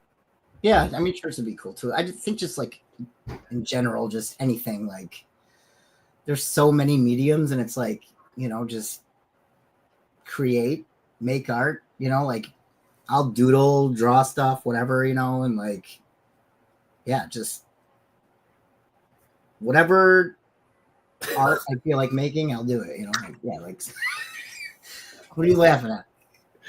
Oh, dude, he's scrolling through the shirts, man. I looked at these before, and you got some good ones in there, dude. Like the OK Boomer, like, why is nobody like that's all the kids say these days is OK Boomer, and I put Boomer Esiason in there. Like, come on, it's fucking brilliant. OK Boomer, dude. You know what's funny though too is I believe that picture, did that come from a card? From a yeah I thought so. I remember that was a like a mid 90s ish card, and Boomer Esiason was always kind of whatever, but that's what it is, dude. People probably don't know who Boomer Esiason is. It's funny to people like us, but other people are like, who the fuck is Boomer? Right. Why is there a quarterback on there? Oh man. Yeah. And so the link, is there there's a link to the shop in your bio? Yeah. Yep. Awesome. So yeah. What else was I gonna say? Nice. Shit. I just got to show you this figure. My nephew made this. He came over and he wanted a kit bash. Oh, nice. It's called Wrestling Baby Federation. This guy is the Bottle Basher. Okay. Hey, not bad, huh? Not bad. So yeah, I mean, I'm proud of him. And his little logo. It says Nah Toys because his initials are NAH. That's not bad. Noah, if you're watching, go to bed. You have school tomorrow. What did he use for the bubble? Is that the Q-tip? That's the Q-tip. Yeah. Nice. Yeah. Nice. Sometimes because the DK blisters, they don't, they go bigger this way, but not, Yeah. Anyway, yeah. So yeah, just want to keep having fun creating and just, Yeah. I love it. Last thing before we wrap it up, dude, God, we've been at this for an hour already. You mentioned earlier that, if it sells, it sells. If it doesn't, it doesn't. Sometimes it's not really about if the piece sells or not. And I think that's kind of, especially, the time that we all kind of, not we all, but a lot of us came in the 2020-ish range, probably came here for something different than toys. Initially, and just kind of end up finding, other people to hang out with or, support in some way. What is it for you that if the toys just weren't involved at all, what keeps you coming back? Man, the people for sure.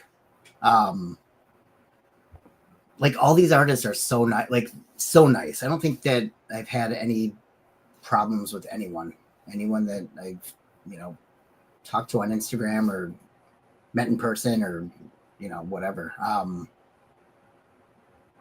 There's just a lot of, it's just like a mutual respect for everybody, like there's no drama, at least that I've seen. People are just nice. They're willing to answer questions. Like, nobody really gatekeeps, unless it's like something, I think in that Eddie and Naya interview, like you guys had mentioned something about gatekeeping something, whatever, but yeah, it just, there's good camaraderie, camaraderie. Yeah. Camaraderie. And yeah, just, I love it. Like, I just like talking to people and, it's incredible. Like, I feel like I have like friends that are, even though I haven't met them, like they're people that I could go to, you know what I mean? Like, yeah, for sure. They're great, like, and like what you said earlier, like, we hang out every Thursday, cause Ashley and I are here in the chat, like just hanging out and having a good time. And, I just love it. I love it. Yeah, it's definitely something to kind of get away from, anything else that's going on, which is exactly why I came here. And I think a few other people came in here around the same time that just kind of wanted to get away from everything else that was going on. And next thing you know, just like you said, you got friends that you hang out with every Thursday night or, support in one way or another. So yeah. Before we get moving, is there anything else? Let's see, you got the One Up show coming up. That's in just a few weeks, and that's in early January, right? Or mid-January? Yeah, the 16th, I think. 16th of January. Yeah. Wow. So, that is right around the corner. I know. That's like 4 weeks away. Oh, God. Yeah. It's like, dude, we still have we have to get through the holidays and shit. Yeah, I was gonna say leading up to that point is gonna be busy, dude. We got Christmas and New Year's in between now and then, so right, and like I have to be intoxicated, so like those are days I can't work on anything. But, dude, can Sir Collectbot says, can we get DKE to help put on a bootleg con and we can all hang out? Let's do it. Yes. Wait, B, when is your birthday? You said mine. I don't know if I can divulge that information. Well, you said February, right? Yes. Because mine is too, and I think were you 79? Yes. Me too. What day? So I was like, I feel like we might have this, but I don't know. What day? Let's say it at the same time. Ready? 1, 2, 3. 20th. 23rd. Damn. Close. Check this out. So I went to my company Christmas party the other day, and a friend of mine, his fiance, we have the exact same birthday, same day, same year. And I don't think awesome. I haven't met anybody else that's had that before. So yeah. I'm older than you. God. Yeah, 3 days. Man. Youngster. Actually, there's a lot of people, man. There's a lot of people that have birthdays in February. Yeah. That hang out like in this immediate group for whatever reason. Interesting though. Interesting. Yeah, I never have sun on my birthday, but it's like whatever. It's usually never had sun. Oh, winter. Yeah. Ice, snow, fucking disgusting. Yeah. So yeah. I was always in California, so it was probably nice and sunny, I'm sure. Yeah. Before we get going, man, anything else that you want to get out there? I think we just covered that. I need crumbs for a second. Crumbs, you better hop in there. You are to get in here right away. Crumsy, you can unmute yourself, bud. What's up, man? I've been holding on to this for this. No. No, not the fart. That's a yeah. I was expecting also this is the biggest, longest, dirtiest fart. Oh jeez. Oh my god. That's freaking priceless, dude. That's amazing, jokes. Dude. That's gold. Oh fuck. It's a crumbs nugget. Oh my god, that is. Look at the earrings. When I made this, I was like, "Aw, little Crumsy." I'm not shipping it to Canada until your fucking postal workers can get their shit together. You can't. I don't blame you. And you can't make a late. Well, apparently the chat will let you know right away that apparently it is possible if you use something else besides the United States Postal Service. Yeah. I mean, FedEx, dude, like when I shipped to Yoyodyne, FedEx, it was like $34 or some shit. I was like, Yeah, see, what the fuck? Yeah, and you know what, dude? Vancouver, he's in Vancouver, correct? No, I think he's Yoyodyne's here in Toronto now. Oh, he's in Toronto now. Yeah. like Ontario or Toronto. Or, Yeah, I think Vancouver is directly north of me, so it's just for me to send something even to Canada that's just directly north of me. It gets there really fast. Dude, it was cheap. It was like $12. Wow, some shit like that. Yeah. Nice. So, anyways, yeah. So yeah, Crumbs, that's all yours if you want it. Otherwise, I will display it and just think of you every time. And look at it, you know. But I would love for you to have it if you want it. But you gotta wait. That is awesome. Or I can send it to B and then have him send it to Canada. This box is growing and growing. As soon as these guys get their shit figured out, I'll be able to. I wish I knew that you were shipping something to him, because when you said like, "Oh, I'm shipping to Crumbs" or whatever, I wish I would have known that, because then I would have just said like. Well, and who knows when it's going to be resolved. Yeah. I don't know. Super Terrible Toys, aka Larry Flugelman, That's attorney right. at law. Follow them on Instagram at Super Terrible Toys. Diet pills, lawsuits, accidents, slip and fall. There you go, man. There you go. And the links to the t-shirts are also in your Instagram bio as well. Keep an eye out for the One Up Show mid-January. That is brought to you, I believe, by that's a Kajiki show. Is that a Kajiki show? Cave Dweller, yeah. Yeah, there you go. Nice. Yep. So Crumbs is like waiting to cut me out of here, you fucker.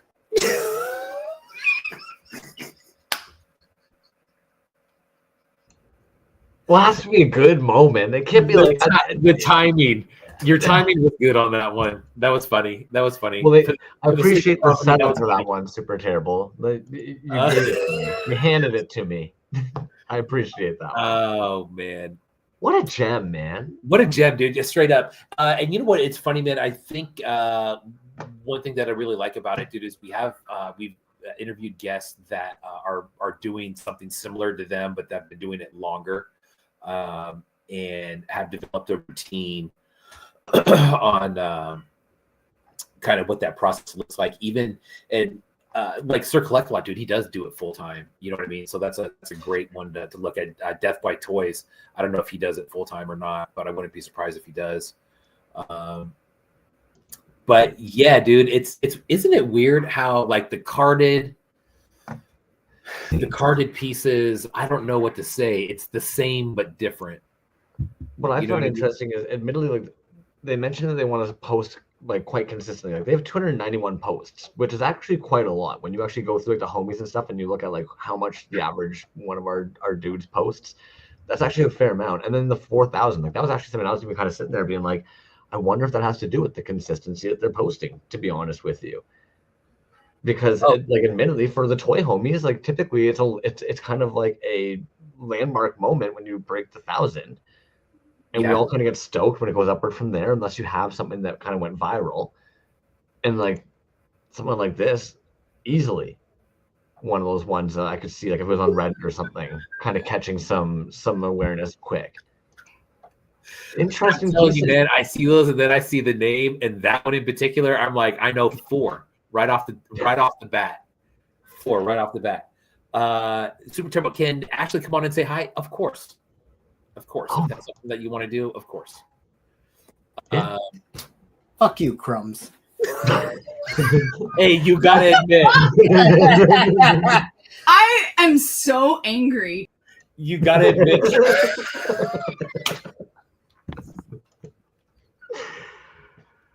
That was the whole. You guys, that was it, right? Though, right? That was too funny.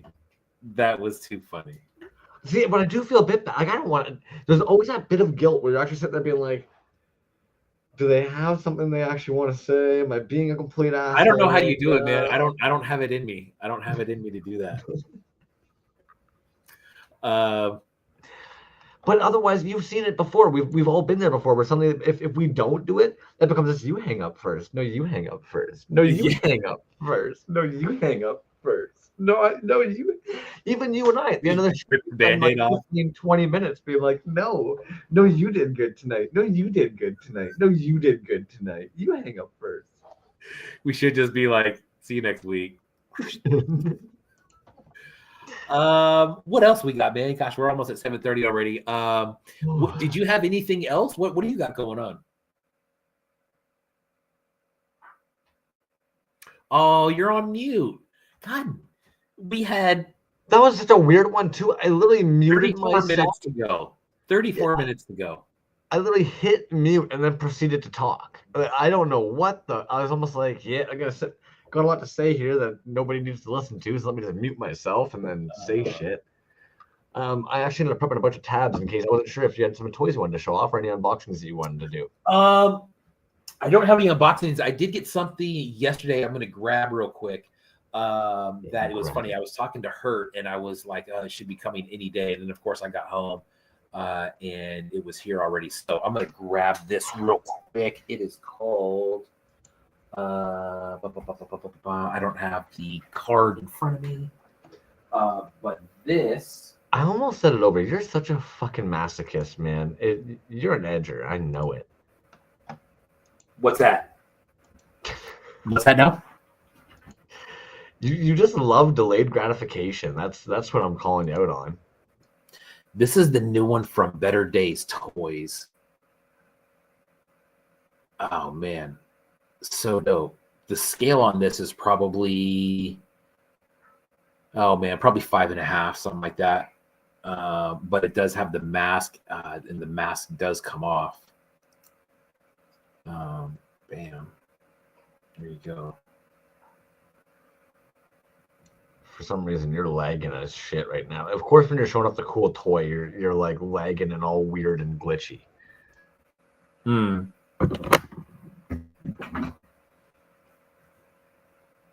Is that better? Yeah. It was weird, dude. You know what I mean? I plug in my Ethernet, and sometimes it goes really fast. Like the response time is faster, but I feel like I think in the last couple of weeks there's been some audio issues. I don't know if that's on my end or what's going on. But anyways, I don't know. But anyways, yeah, Better Days Toys, dope, sick. Speaking of shows, they have been in the last. There's been a couple shows recently that they've been in, and they always. The wrestling show I know that they were in, they did a super sick piece. There's got to be something in the air, man, between you mentioning the wrestling show right now, fucking Super Terrible Toys having their nephew's requested wrestling piece, and for some reason, I'm not going to lie, I went down like an hour-long loophole the other day reading about the fucking Bret the Hitman Hart getting kicked to the face by Goldberg. I don't know how I ended up going down that rabbit hole for so long. ADHD, my friends. Dre was asking if that's a magnetic mask. It is not. It's got these little tabs on the side that kind of plug in, and when you do, you can kind of hear a little click, so it kind of snaps in. The other one that I have, the alien wife or reptile wife, that's also the face mask. Same way. That one has just a little tab at the chin. And it just kind of clicks into place there. So it feels really fragile. That's why I don't want to take it off too much. But yeah, the setup on that, man, is it's crazy because those pieces the tabs on there are like beyond tiny. I feel like that's some tabby doos. I feel that's got to be something that 3D printing has definitely kind of elevated in the game, man. I'm sure that we were obviously seeing that, like, we all have touched toys before that had little plastic things like that, but yeah. Anyways, you want to see some cool tabs? Yes. I've got a weird layout for tonight. I don't know really. There wasn't a whole lot of method to the madness.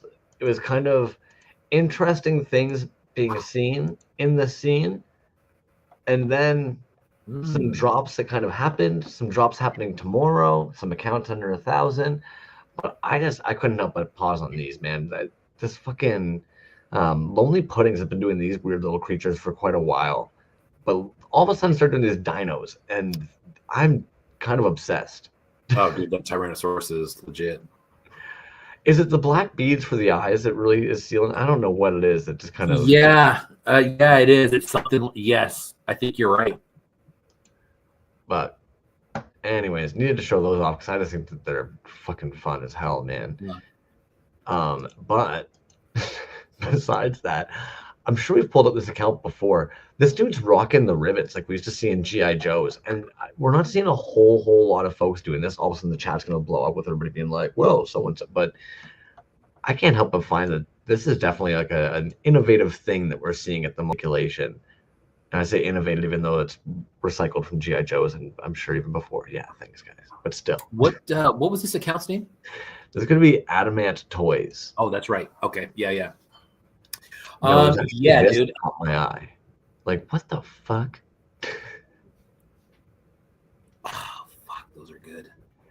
They just look fun, man. Black and white, dude, never fails. You know what I mean? That's one of those combos where it's just so it's just so clean, dude. You know what I mean? We It's talked like, about it's this like one too. red and black. Red and black is always a winner. And see, I find purple and black is also underrated, man. Now I wonder if so. God, dude, I have so many fucking questions about that. So I wonder if that is that just straight up kit bash, or is he redoing? No, they're casting things, and they're using a rivet machine for their articulation. Oh, fucking A. He's doing. I was gonna say that's probably the Jesus Christ, dude. Imagine that. That's what I mean. We just Yeah, don't I really see a remember, lot of the homies. Eddie was doing Resin Blood was doing rivets for a minute. And I remember this one thing he said, it's very hard, dude. But this guy looks like, I mean, shit, dude. If he's doing that from scratch, that dude, he's got it down, man. I think one of the things that One Trick was talking to me about that makes it such a pain is actually making sure that you get this portion of the cast, like because it has to have that like thinner part, making Yes. sure that they're perfect, and at the same time making sure it's not too fragile. Well, dude, look at that arm. That arm is at least 3 pieces, right? Too. 2. Oh, so the top rivet. God damn, dude. But I mean, think of what Porpoise is doing with the amount of work going into all the fucking glyosing, the Nickelbacker Bitbacker kit. Fucking. Did you say Nickelbacker? The Nickelbacker is it? Oh fuck's sakes, man! The Lord of the Rings toys. Like, Okay, this guy loves Nickelback. Yeah, it's a Nickelbacker. us Canadians, we just can't help it. It's Yeah. our blood. Yeah. Did you know they're actually there was like I was reading an article one time. Nickelback is the most like famous and wealthiest, most hated band. It's one of those like weird things where like so many people hate them, but they've been able to still maintain a career and make tons of money off of that hate still. In Canada or in the world? In the world. In the I guess world. being played. I bet you weird places like Finland or like weird small little towns in Germany think Nickelback's just a fucking shit, man. So, Yeah. I don't know. It seems like every week lately we're hitting on Low Tech, but that's because I know a lot of the homies in the scene love Golden Bat, and they're gonna be pumping out some fucking big old vinyls of this guy. I'm sporting a Low Tech shirt tonight as well, dude. Bam. What a crazy coincidence. Yeah. I was just talking about Low Tech with Hurt the other day. I didn't know that Low Tech is a pretty solid customer of Hurt. It's funny because I never really hear about who buys stuff from him. That's business talk. He doesn't like to talk about that. But he does. We were talking about his work of mine that I have, and I said what I have from him mostly is resin stuff. And when he first started off, it was all resin stuff, and now he's really getting into his own vinyl that he's doing. God, dude, that I keep on saying that's someone that I gotta have on the show just because he's pumping out so much, dude. You know what I mean? Like you start naming stuff. I know Pocket Salsa is a big fan too, but you start looking at like the Shark. the Mike Tyson. Like it's just one after another, dude. It seems like every week there's like a new vinyl that he's working on. It's like, holy shit, dude! That fucking the Golden Bat, man, I want that shit, dude. Yeah, he's got the fever, man. It seems like he's figured out the secret sauce. It seems he's got to connect and/or is doing the actual fucking hardest part themselves of making the molds. Right. Dude's on fire at the moment, man, and I think that's fun as shit. And the shit sells too, man. It like that stuff goes quick. Quick. Like those sharks, I kind of peeked in there. That I don't know, a few hours after they were released. Those fuckers had been gone for a while and sold out. That's just it, man. Yeah, fucking Shimonko is gonna be popping these guys up in the store this weekend as well. And what a great color choice, man. Yeah, that is a fucking A, dude. That's like some of that that palette right there reminds me of Green Plastic Tunnels, dude. That's like some 70s Tupperware shit going on right there. Good call. That's what they had on these guys too.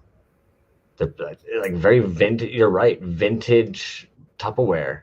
Yeah, the kind of weird limey whatever that is.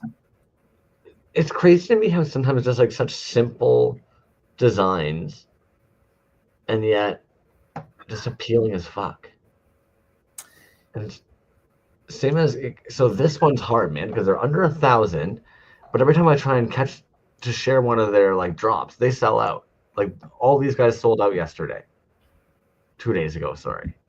And it's like, you have 300 followers, you did a run of fucking 6 figures and you sold out? Who's that? Mosquito Toy Works. That is Vinyl from Boston. Damn, those are cool. They're like weird little camel dinosaurs. Like, what the fuck are we looking at? And that's vinyl? Vinyl. See, Yeah. man, bro, like, what the fuck? That's what I'm saying with vinyl. Like, people always say that, I don't want to say people always say, but it's like, oh, yeah, some of these resin artists, I've never heard of these guys. And it's just like, dude, look at vinyl, too. I've never heard of this guy before. He's got 700 followers. And the 300. No. 304. 304? Yeah. Jesus, dude. Look, he doesn't have a lot of work on there, but I mean, there's a few. Even this is clever, man. Like, you've got this stupid, weird, like, sitting ape that you can pop into this fucking little banana guy. Yes, please. Super terrible toys. Kyle.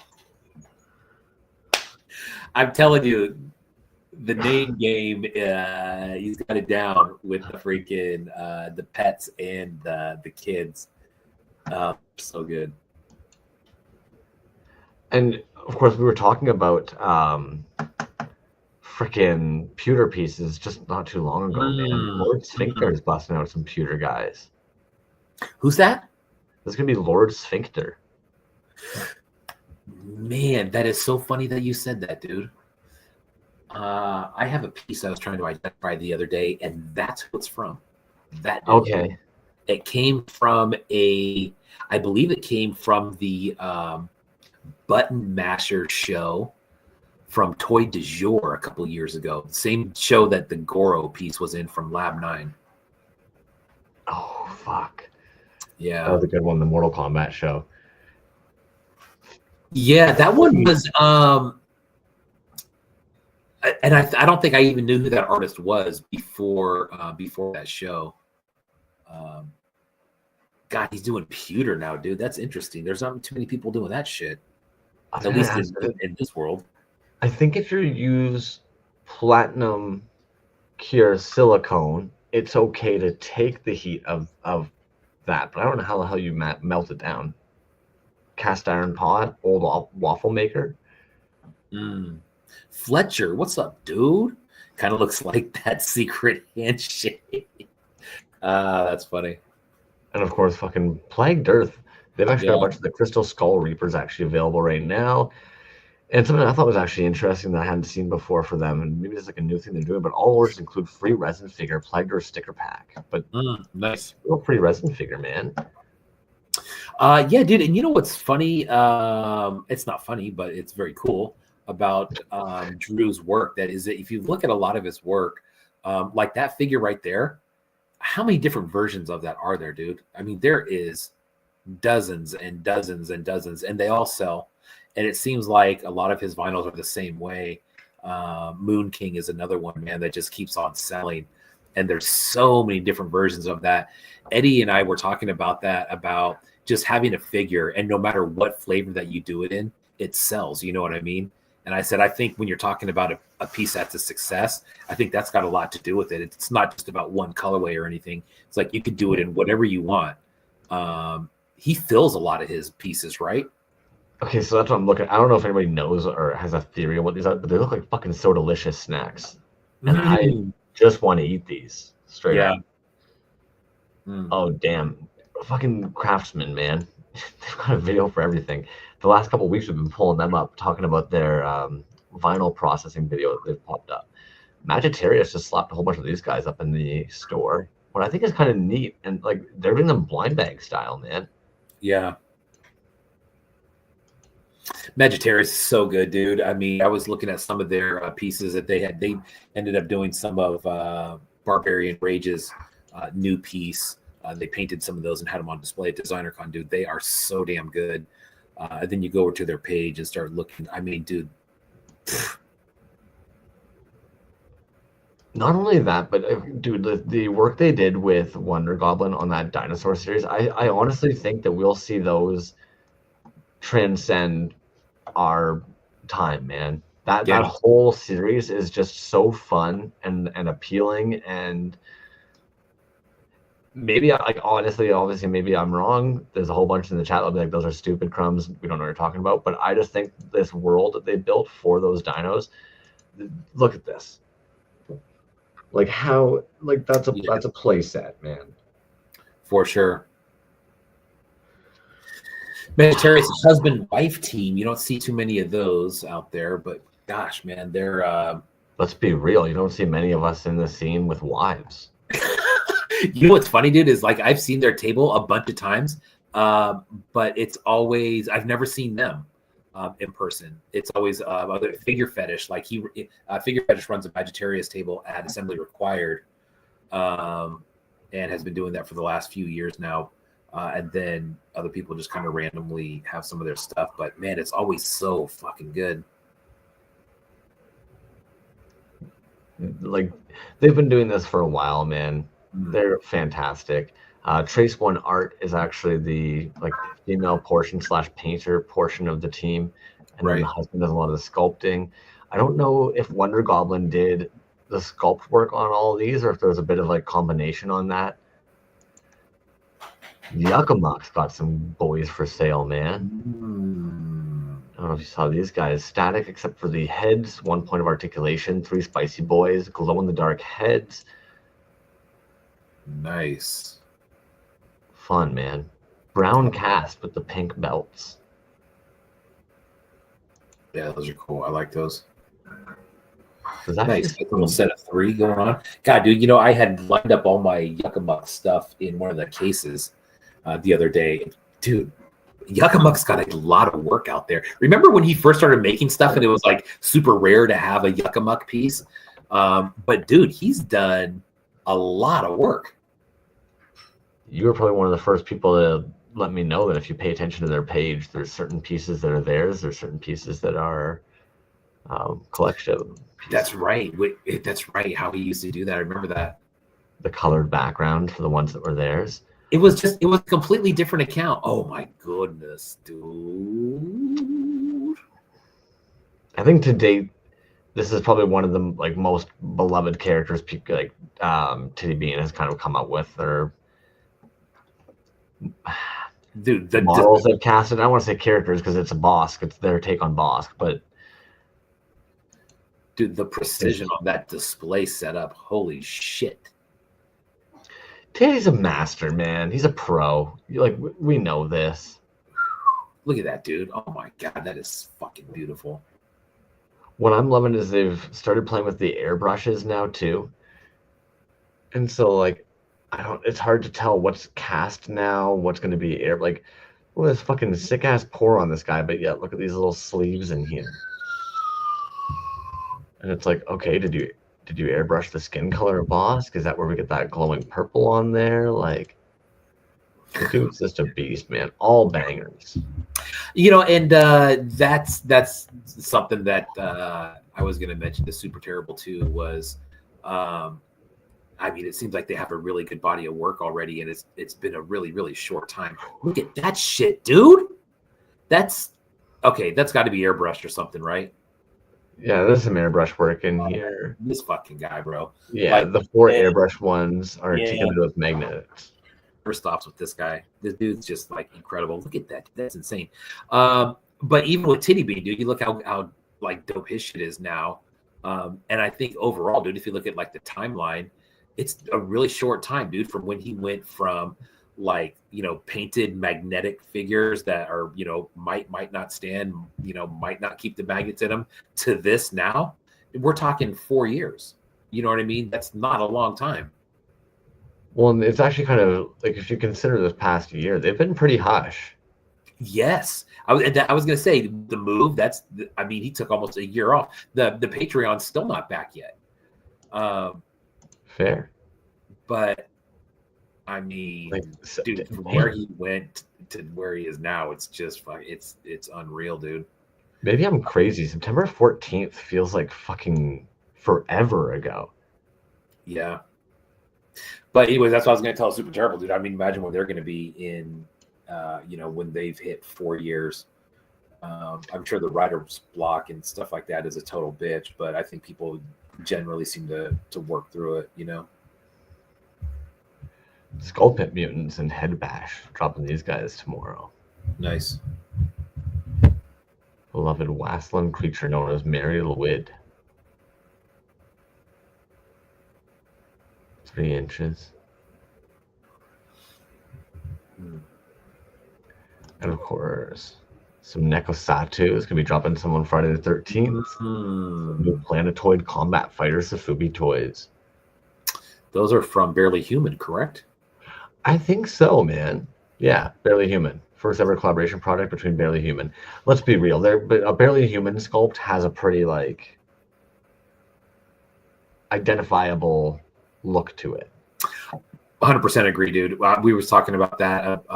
They were sharing a table with Resin Blood at Designer Con, and the display that they had up, even though there was a bunch of different figures, you could definitely look at it and say, yeah, these are all in the same world, I guess is an easy way to say it, right?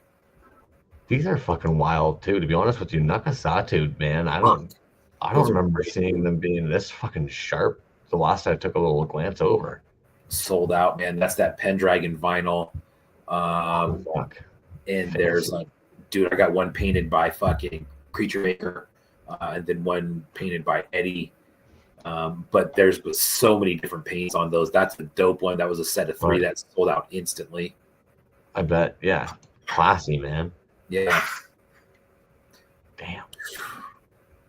Fucking Cosmic Bird Customs, dude. I find these ones are fucking hard to get your hands on. They seem to just kind of come and go. But this Saturday, doing a charity drop of 10 painted figures contributed by themselves and others in the Battle Beast community. 100% of proceeds will be donated to the Anna Shelter of Erie, PA Association for Needy and Neglected Animals. Drop will go live 6 p.m. Eastern.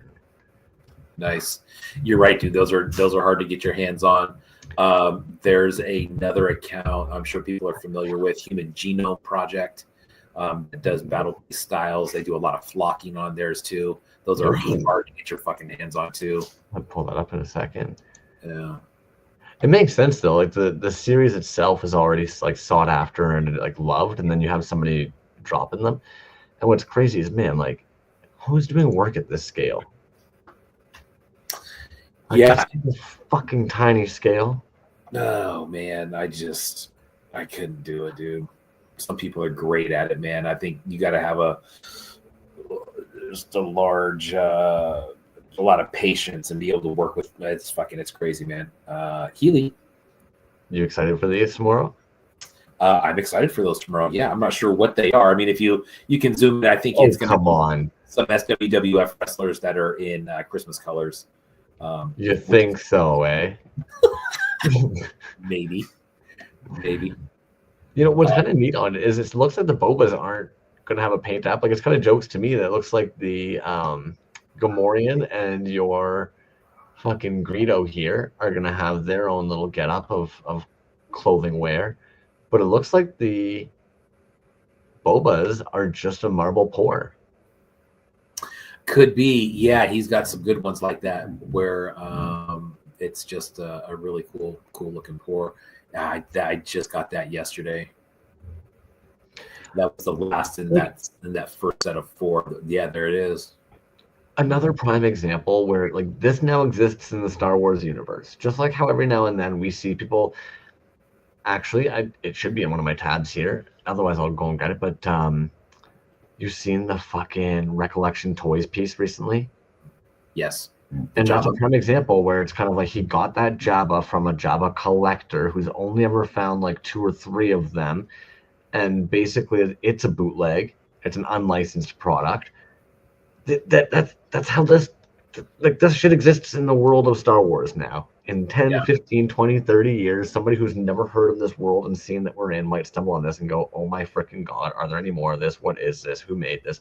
They'll go looking on the internet. They find shit like this lying there and they need all of them and they go seeking them out. Toys. True that. Sorry. Now I'm frustrated in my own brain. I'm like, okay, where the hell is... There it is. Sorry, Pocket Salsa. We're going to go back to that in a second, but like, for fuck's sakes. I know. I was going to reach out to him and ask him what's up because I went to his Etsy store the other day and there's nothing in there, so I'm not sure what's going on with that. But maybe he just. Well, unless it's because they've been slaving away on those. Probably. They did the egg show in July, wrestling show April. Oh, that Jake the Snake was a beauty. But like, dude, when you watch this video of these, like, oh my freaking goodness. Yeah. They're just something else, homie. What a pimp. Yeah, best way of putting it. Yeah. The work that must go into do it, like, I can't begin to understand. Like, I don't even know what's happening here. When I see them fire them, I'm like, I don't know what's happening there. What did that do? He's like, nah, I'm just gonna make 4 of them real quick. And then boom, it's like, oh, okay, like, what the fuck? Interesting. Anyways, anybody going to Assembly Required, make sure that you seek out Pocket Salsa. That's going to be how you can land some resin copies of this guy here, Intergalactic Food Thief. Toe Beans, sorry. What am I fucking know? Nice. Yeah, that is if that's resin, that's chunky. Well, and what I love is like, again, when we talked about this before, the jointing on Safubi. I'm looking forward to how this guy's head seems to be jointed. Yeah. I guess in this it'll be magnetized or glued, but yes, fucked toys. I would have to agree with you. Zymet, an R2D2 and a giant Chewbacca, a couple of bootleg Star Wars slip casts mold. Ooh, damn. Zymet, yeah, you're a pimp too, man. Yo, okay, so counts under 300, and Pope Toys is actually chilling in here, I think, this evening. Look at this fucking guy.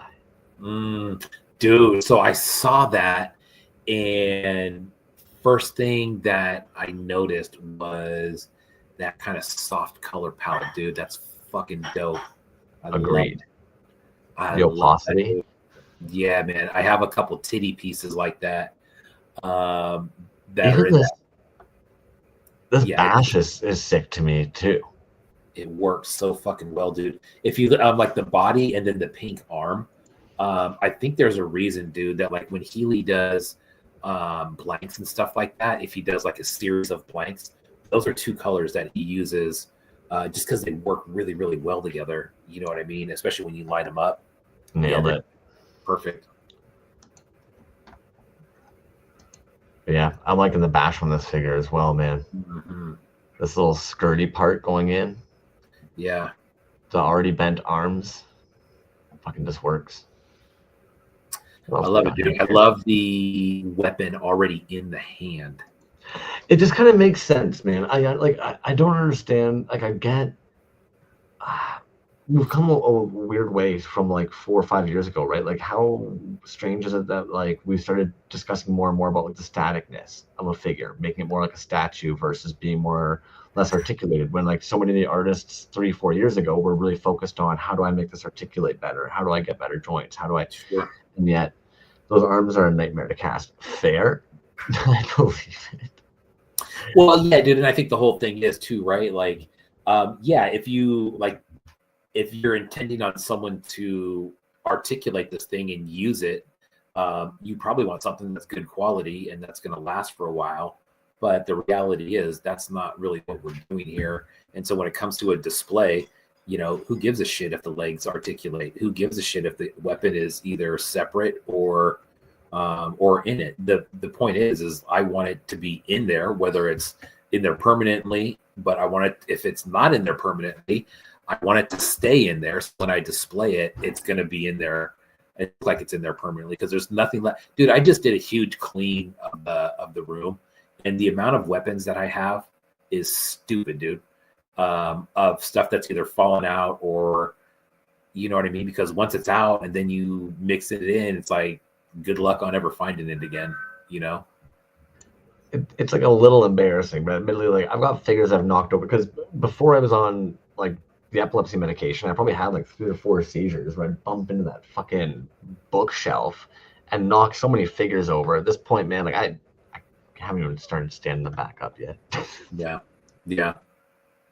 I said that figure's arm is a nightmare to cast. Yeah, I could see that. But that version right there, that was dope, man. Now, Toys on Tap is actually going to be doing an interview with this artist, or has done an interview with this artist. It's going to be posting up very shortly. But I couldn't help but hit this toy up, like this page up, $195. But there's like they're onto something here, man. Like, look at this. I'm digging even just this fucking jointing system, like they just got panned out here, where everything's just going to slide in nicely. It's aesthetically appealing. That's almost the best way I can put it. Yes. There's a certain look that figure has. I'm trying to. There was that movie that came out there, that fucking Healy robot. What was that? Any of the dudes with children will probably end up knowing. Yeah, it's got a certain look to it, man. But you're right. If they're just starting off, they're onto something. That obviously looks like it's 3D printed. Wally for the originals. Very Wally-esque here. I feel like this guy, even we've seen a toy. There's like a toy line from our youth that might have had a pet, so to speak, or like a companion piece that looked like this, little robot dog. Huh. But even speaking of 3D printing, I thought this post was fucking really interesting, man. Mm-hmm. Simon, dude, your brain is wild. And Folklore and Wild Robot's a beautiful movie. That's one of the newer ones, but you're right. It's similar. Yeah. Battlestar Galactica. Reading this over, like most of us would have already known about the wet sanding. What I thought was incredibly interesting is how this dude is literally discussing the opaqueness or the densities of the different pigments. Like the lavender is one of their thicker opaque colors. You can tell it's got more pigment than others. So that's my base coat that fills in any final imperfections I missed sanding. Then leveling that out, I use their clear in this solar color dust mirror pigment because it's a larger pigment that still sprays really smoothly from an airbrush. On top of that goes Vinyl Wonder Clear. Color doesn't matter. That smooths out that larger pigment. Then is any color really super fine mica powder, also in Vinyl Wonder Clear as the vehicle. It's like, what? I'll let all this cure overnight and mold in the morning. And it's just like, I get that, like you're saying, you don't really know what you're talking about, but you ever heard of the 10,000 hour rule? I think you're kind of there, my dude. Like, yeah, that's always an interesting thing, dude, is when people are posting process shots and you can kind of see them. Like if you didn't know anything about anything or who anybody was, and you just chimed in and saw that someone was kind of working through this, and they're like, oh, I don't know if this will work. And then they show what the finished product was. You're like, nah, dude, I think you fucking got it, man. That looks pretty good. Fuck, man. And of course, I thought it was comical, the reveal for the third figure that's going to be in the drop. Of course, it's fucking Cowboy Jesus. Why wouldn't it be? If you're going to do a little cowboy and you've already got your pig, you got your ape, why wouldn't you have one of fucking Jesus as well? There you go. That was funny. But Super Terrible was talking about how they have a nice Zimico collection going. And I know a couple people right off the top of my head that have good Zimico collections going. And the funny thing is, I think all those collections look aesthetically extremely different as far as the palettes go. But there's such a wide variety. I mean, just pick one and you could find a bunch of different pieces probably in that same color style or palette at least. I'm determined to catch it. I've tried explaining it several times. Zymeco has like the perfect fucking, like, you see it in their videos. When you go to have it, man, I remember One Trick telling me about this like ages ago. And when you go to do like your jeweler's cut down the mold, doing it with a blade that already has been bent with a like needle nose pliers or anything to make sure that you have like a squiggle line as you're doing a squiggle line to just get those extra teeth. Fucking smart shit.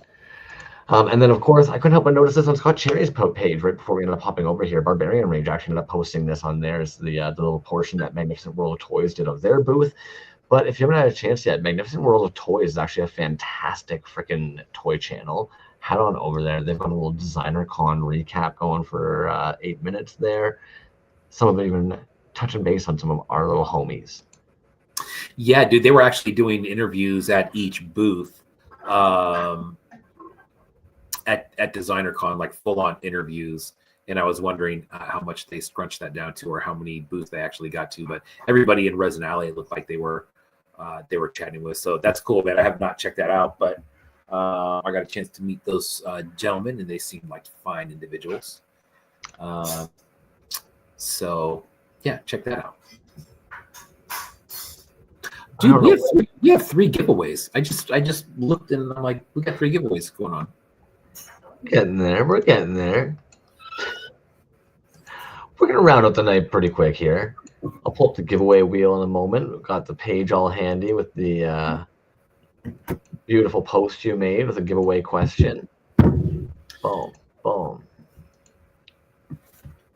And of course, this week's question was, what is some of your favorite Super Terrible Toy Works, right? I can't be all... The plaque, dude.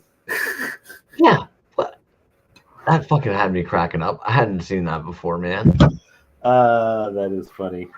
We need to have like stickers of that or something. Yeah, definitely. Oh, that's genius. Yeah, all sent by Super Terrible Toys. Super Terrible Toys got some stickers in there, some new ones. So, yeah, we're gonna break these down into 3. You mad, man? Loads of dope work there on Super Terrible Toys. Like we said, they got a piece coming up in the One Up show, which is right around the corner. Sneaking up fast, man. Yeah. Obi-Wan Kenobi. The Pringles chips is what is very comical on that one. There's some detailed work on there, man. I mean, like, you know, the Pringles, the paint, there is like a little bit of sculpt on there. This also sent me down a rabbit hole earlier today. I probably spent about 15 to 20 minutes looking up Google images of Obi-Wan Kenobis and different renditions of just Obi-Wans.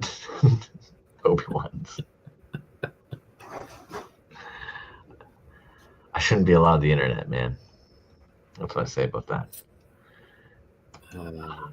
Oh, do you remember the days where I saw a post about this earlier. It was like where you'd actually have to go like to a buddy's, or like you like basically would spend majority of your time off of the internet or away from a screen. And now how it's almost kind of like the other way around. You have to fucking like seek out ways of avoiding screens. Yes. Yeah. Fun. Folklore says, I just realized I was on top messages all night. Amateur hour over here. You know, for somebody who's seen 135 episodes, Jimmy, I expect a little more, dude. Come on, man. What are you doing? 38 tonight. Is that what we got? No, we got 24. It just automatically, I think, generates with 38. Oh, okay, gotcha. 24. Yeah, there we But, go. smaller number than normal. And I think the reason for that, apologies. Death and Trailblazer 25, officially. I think there was an Instagram shortage. A bunch of the homies were actually been saying that their comment wasn't posting originally, and then it posted like 5 times. And I noticed, I generally, if Instagram takes like even more than 2 seconds to load, I'll just go and Google, is there an outage? And it did show like a huge old fucking spike. Yes. Reported. So of course. And that was right at the time. That was right at the time I posted too, of course. Yeah. Wednesday morning. So I think it is kind of aligned where. But yeah, it was weird, dude. I saw in the comments, there was only 3 comments up there, and they were each posted like 5 times. I'm like, what the hell's going on? But then you go into like another part, and you can see all the individual ones. I'm like, oh, something's fucked up. Well, it even just goes to show even more so that someone was fucked up, because you're saying like you posted it in the morning, and I didn't see it until 3, maybe 4 in the afternoon, and it even showed like posted 20 minutes ago. And I thought that was odd. I was like, that's really strange that Bees posted. So yeah, that didn't even actually generate for me at least. And I think what happened too, man, is I sent that from a parking garage, and where the Wi-Fi is not the best. So I wonder if that had something to do with it too. Plus the outage at the same time. I don't know. Could be. Fuck Toys. His comment was just that good. Needed to be dropped like 8 times. Yeah. Poor dude. And sliding over to the DMs apologizing for it. It's like, you're good. So what we'll do is we'll do the Obese One Kenobi. We'll do the Dogs with Asshole Names, and then we'll do the Plaque as the 3rd place prize, which is actually a very nice prize, even though it's a plaque. It's a one-off plaque. How about that? It's a one-off plaque, man. This one here is the Obese One Kenobi that we just looked at. That is a carded 6x9. Check that out. Pringles in hand. Bam. Very nice. From Super Terrible Toys. Good luck, everybody. Yeah, Super Terrible. You can't apologize for the plaque, man. It's gold. It's great. 3. That's going to be freaking Dre Azays. Dre.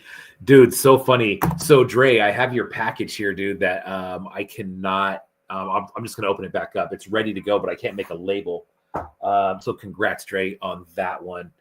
I'll open that back up and put that in there. I think there's room in there from whatever you won before. I think he won. It was a carded. I think it was a plastic vomit piece, if I remember correctly. So yeah, we'll definitely get that in there. Congrats, Dre. Next one, Dogs with Asshole Names, and this is Champ and Ranger. There's Champ and Ranger. Dogs with Asshole Names. Good quality backer too. We didn't talk about that on their visit, but really good quality backer. It's no bullshit. You know what I mean?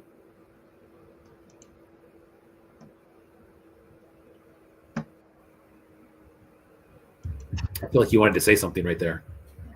I'm kind of with you. We probably should have touched on that because so much of their work is around, like, revolves around the backers. But yeah, you're right. I wasn't any help. I was fucking. You're right. Here, just fiddling my thumbs. You know how I do. Number 20. Your Body Electric. Your Body Electric. Cool. They have one before. I think I have their information. So congrats, Dogs with Asshole Names. There you go. Your Body Electric. Super Terrible Toys. Your Body Eclectic. I don't know why. It just seems funny to me that somebody's body would be eclectic. That would be interesting. An eclectic body. I don't know if that's a good thing or a bad thing. The plaque. I won the Toys Alive giveaway, and all I got was this lousy plaque. Man. Which is true. You're going to get the lousy plaque. You're also going to get some stickers. Some Super Terrible Toys stickers. That one right there, Jeffrey Dahmer, right on the front. So good luck with that. Bam. Super Terrible Toys. Again, thank you for the giveaways for this week. 3 separate giveaways. How about that? Let's see. This is going to be the plaque. Boom.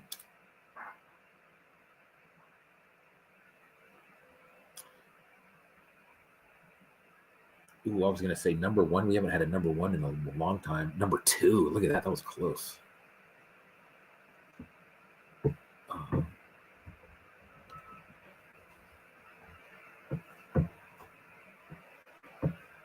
That is... Sorry, I didn't realize I was on mute. Ocular Rhombus Toys. Ocular Rhombus. One Like- eight black. Like toys.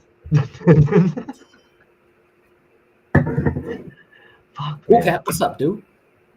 I just need to like dismantle my mute button. You know, you got a lot going on. Everybody's gonna get some of these stickers as well. All this winners tonight will get some stickers. Bam. We get rid of that. Bam. There you go. So again, thank you, Super Terrible Toys, for the donations of those 3 giveaways. Congrats to everybody. Dre, Your Body Electric, and Ocular Rhombus. Ocular Rhombus, man, he's still got dude, the amount of pieces that guy puts out is just stupid. It just doesn't stop, man. It's like it literally never stops. I was noticing that even today. I was looking at their page, and it seems like every time, like every day, probably they have another like little batch of figures, 3 to 5 figures ready to post. Man, I really don't know when they find it. Like, I don't know, man. I'm gonna start talking about this. It's something that like every human will fucking talk about to the end of time. It seems like there's just not enough time in the day. Too much to do, and life just keeps on moving at all times. So every new project that you want to do, it's not Zymico. I don't know how the fuck you do it, my dude. Look at that, dude. You should do a run of I watched Toys Alive and didn't win the plaque. I like that. I like that. Oh, I know. Plaques are always just like plaques are I just got 2 of them at work, dude. And I'm like, what am I supposed to do with these? You want me to hang them on the wall? You don't feel great about the fact you got plaques I mean, you know, for work achievements? yeah, like That's totally fair. what what am I gonna do with those? Dre Zay's answer for the question of the week, by the way, was Evil Bread, which definitely I'm a big fan. The fact about the fucking pain across the front of that one.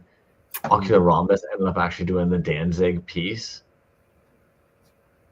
And Your Body Electric.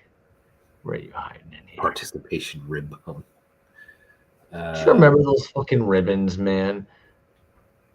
I remember being like in probably like grade 12 or something, and my parents are kind of like, "Oh, do you want to keep or get rid of these?" And you're looking at this box full of like fucking like, you ran, you jumped, you know, and you're kind of like, I do not need these ribbons. Like, thank you. These are from like grade 1, grade 2. Like, yeah, I participated in track and field day. Thank you. Well, especially when they don't say what they are. You know, then like 5 years down the road, you're like, what was this for? You're like, I don't know. I have no clue. Fuck sakes.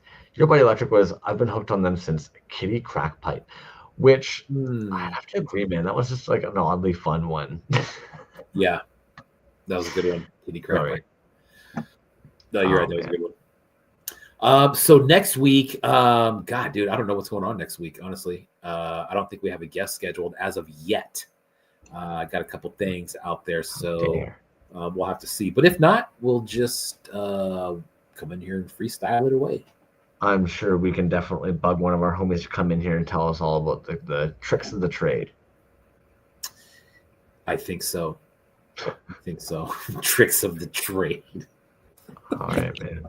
Otherwise, we let these yahoos get on with their evenings. Might as well get the hell out of here. Appreciate you guys lots. Try to have a great rest of the evening. Boom.